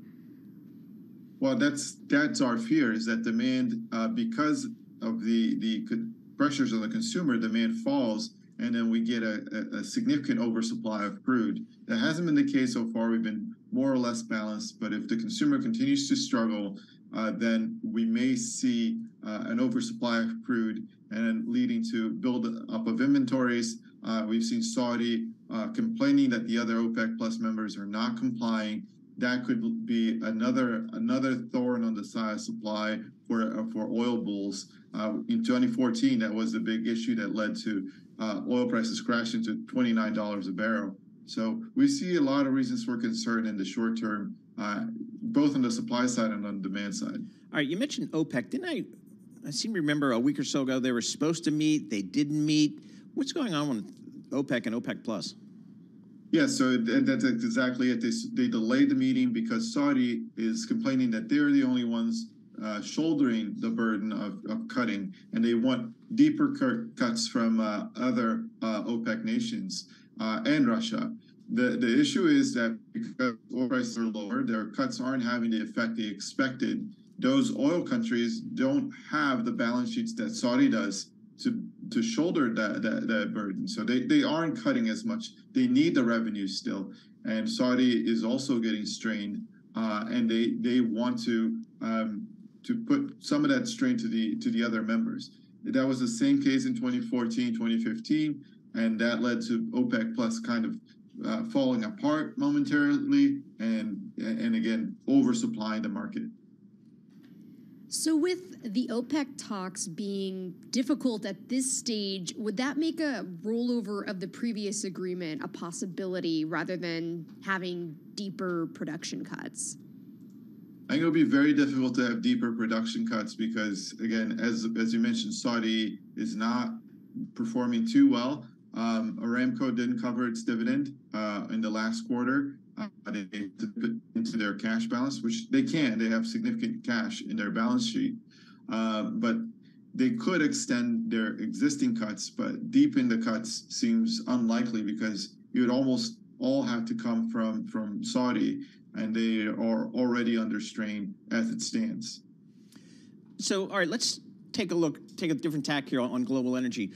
Give us a sense, just give us an update, Fernando. Kind of where are we in, I guess, the energy industry kind of going a little bit more green, if you will. It just feels like the European companies, whether it's BP, Shell, Total, they're more committed to it than our friends in Texas and Exxon and all those guys. How's that developing?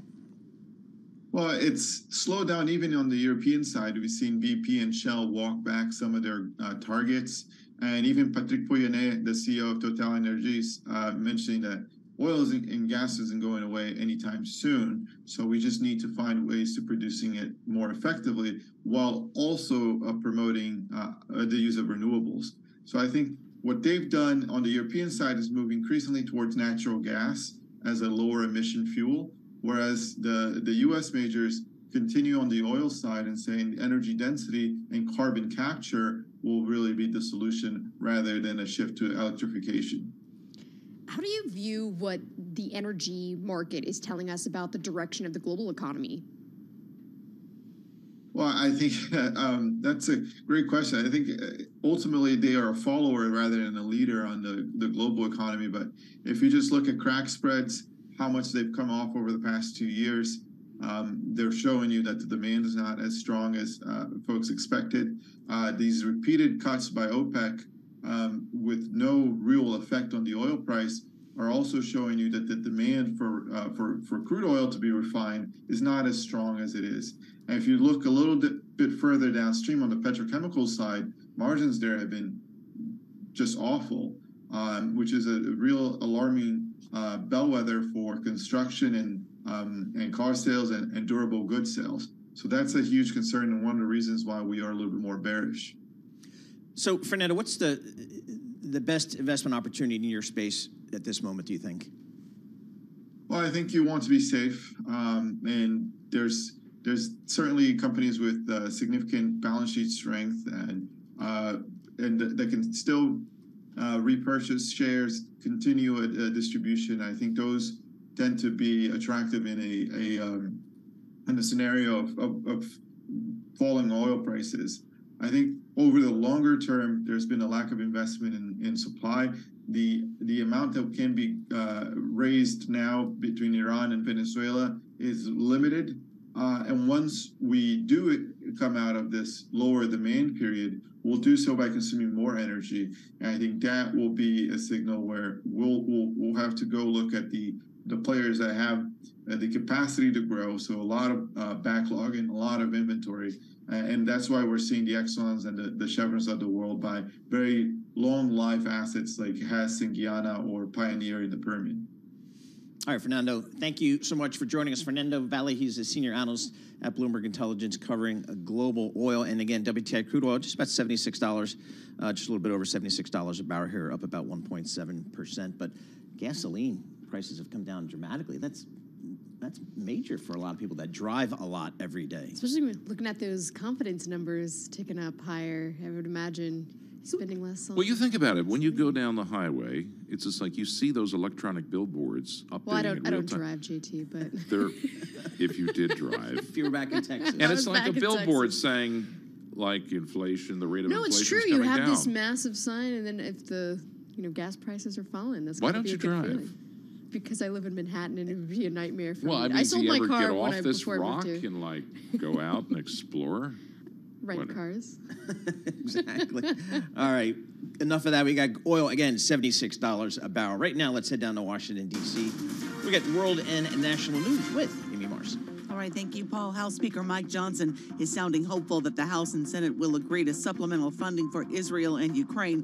Bloomberg's Nancy Lyons brings us the latest from Washington. Speaker Johnson says negotiations are underway to reach a compromise on a bill to send aid to Israel, but he continues to insist any additional funding for Ukraine be paired with a border package. I think most of our Senate colleagues recognize that those two things need to move together because we owe that to the American people. That's what they're demanding that we do. Johnson, speaking at a Florida event, says there is a sense of urgency on the supplemental funding, and he is confident and optimistic they'll be able to get something done. In Washington, Nancy Lyons, Bloomberg Radio. And Secretary of State Antony Blinken plans to visit Israel later this week for his third trip since the October 7th Hamas attack. Bloomberg's Jody Schneider has details from Washington. He has arrived in Qatar for talks with officials there, including Israeli officials there, on continued release of hostages held by Hamas, other aspects of the conflict, and talking about this, trying to have an extended pause. Bloomberg's Jody Schneider in the nation's capital. Google just days away now from deleting any inactive accounts. Starting December 1st, Google will delete unattended accounts of all photos, calendar entries, emails, contacts, and Drive documents. The company says it's an effort to protect users from security threats. According to Google's data experts, accounts with older reused passwords are 10 times more likely to be compromised by hackers. And late-night talk show host Stephen Colbert is recuperating after a health emergency. Colbert, 59 years old, lives in New Jersey, posted on Instagram that he's recovering from a ruptured appendix. He canceled his shows for the rest of this week. A ruptured appendix can be life-threatening. It requires immediate surgery. Global news 24 hours a day and whenever you want it with Bloomberg News Now. I'm Amy Morris. This is Bloomberg.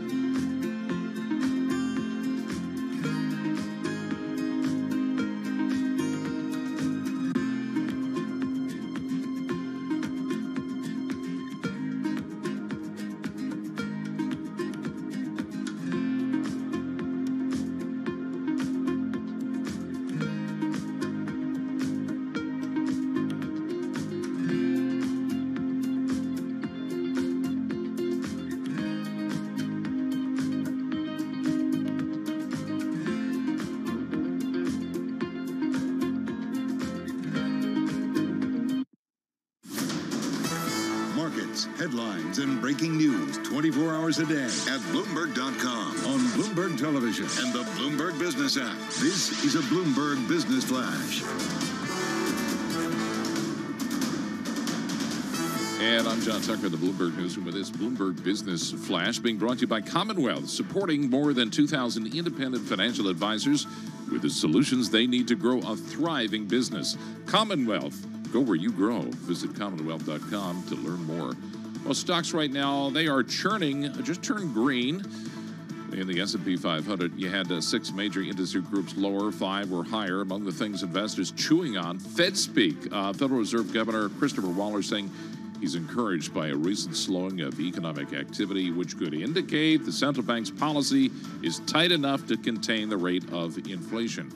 And Jennifer McEwen at Capital Economics sees Fed rate cuts on the horizon. The disinflation story is really entrenched now in the US. It's pretty clear that core inflation is going to come down further. I think we'll see probably more of that in the core PCE deflator later this week. The economy, of course, still very resilient, but there is clear evidence that the labour market is starting to loosen. Wage growth is coming down. S&P 500 right now up 3 points at 45.53. The Dow Jones Industrial Average in the green as well, up 85 points right now. And the NASDAQ 100 up 18 points. That is a rise of 0.1%. Let's check out some of the individual shares. We'll do Micron Technology. 3% lower, the largest maker of computer memory semiconductors, falling by the most in 2 months. They made a modest increase to its revenue outlook and projected more operating expenses. Investors wanted more. We check the markets for you all day long, right here on Bloomberg Radio. I'm John Tucker, and that's your Bloomberg Business Flash. Jess and Paul. All right, John Tucker, thank you so much. We appreciate that. Jess Met and Paul Sweeney live here in our Bloomberg Interactive Brokers studio, also streaming live on YouTube. All right, Jess, if you want to know what's going on in Washington, D.C., how the sausage gets made in terms of policy, you got to follow Nathan Dean of Bloomberg Intelligence. Oh, of course. He's the go-to guy. He's our senior policy analyst in U.S. government for Bloomberg Intelligence. I even follow him on social media, and he just put out a tweet here about a story that's on the Bloomberg terminal. That's where I want to start. U.S. takes aim at banks' billions of dollars in overdraft fees. The Consumer Financial Protection Bureau preps plan for it next month. Firms charge clients $8.5 billion in fees in 2021, the CFPB says. So, I don't think I've ever paid an overdraft fee. I'm not sure. But $8.5 billion means a lot of people are paying. A lot of people are paying overdraft fees. What's going on, Nathan? The banks can't be happy with this. Yeah, this is something that's actually been going on in Washington for a couple of years now. There's been a lot of pressure on banks to do away with the overdraft fee in its entirety, and we've seen a lot of banks do that, Bank of America and PNC, for example.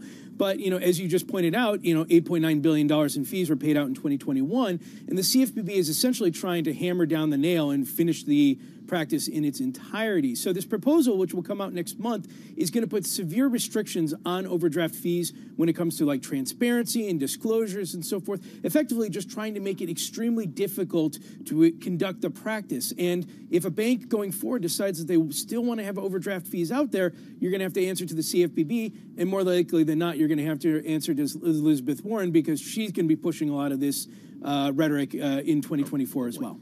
And what banks are the ones that still haven't overdone that and have continued to do so? Because I know you mentioned there were a couple that went away and undid them in recent years. Yeah, so, we've seen a lot of the banks at the big level, the GSIB level, Bank of America, and even the regional banks start to transition away from overdraft fees. But, there are still thousands of banks and credit unions across the United States to still actually move forward with this practice. And so, this is a transition that we are seeing in the banking sector. This is not something that the banks, I think, are overly concerned about. Look, this is not considered a revenue line for the banks. They specifically say this is a fee. So I think the banks are okay with this, as much as they can be okay with financial regulation. But for those banks that are still adhering to the practice, this is your wake-up call that this is where the trend is moving, and eventually you're going to have to deal with it. All right. There's so much legislative dysfunction down in Washington, D.C., Nathan. I don't know where to start. So I'm going to read your 2024 outlook, where you talk about things we need to focus on. What are you focusing on, and what do we need to focus on? Yeah, so for the banks, it comes down to Basel III Endgame. I mean, this is Basel this III is probably, Endgame. What does that mean for us mere mortals? Exactly. So, I mean, this is one of the biggest rules impacting the banking sector ever since Dodd-Frank. It was proposed out in July by the Fed, the OCC, and the FDIC. For the big banks, you're looking at a 19% increase in capital requirements. The rule really hits market risk, credit risk, and operational risk. Now, the Fed is actually on a very thin line here. They're trying to finalize this in the second half of next year. And as we saw a quote from Goldman Sachs this morning, the CEO Solomon said that, that the Fed had not conducted a cost-benefit analysis. The banks are essentially saying, look, Fed, you can continue on this path, but we have so many issues with this, we're probably going to sue you after finalization. So the Fed is trying to do this really thin path here of trying to find that Goldilocks rule. It's not too wrong, not too right, just perfect. But if the Fed continues to proceed down this path, you are definitely looking at maybe 15 to 19% increase in capital requirements. So how does that end up impacting the banks when it comes to their earnings outlook moving forward in the coming years?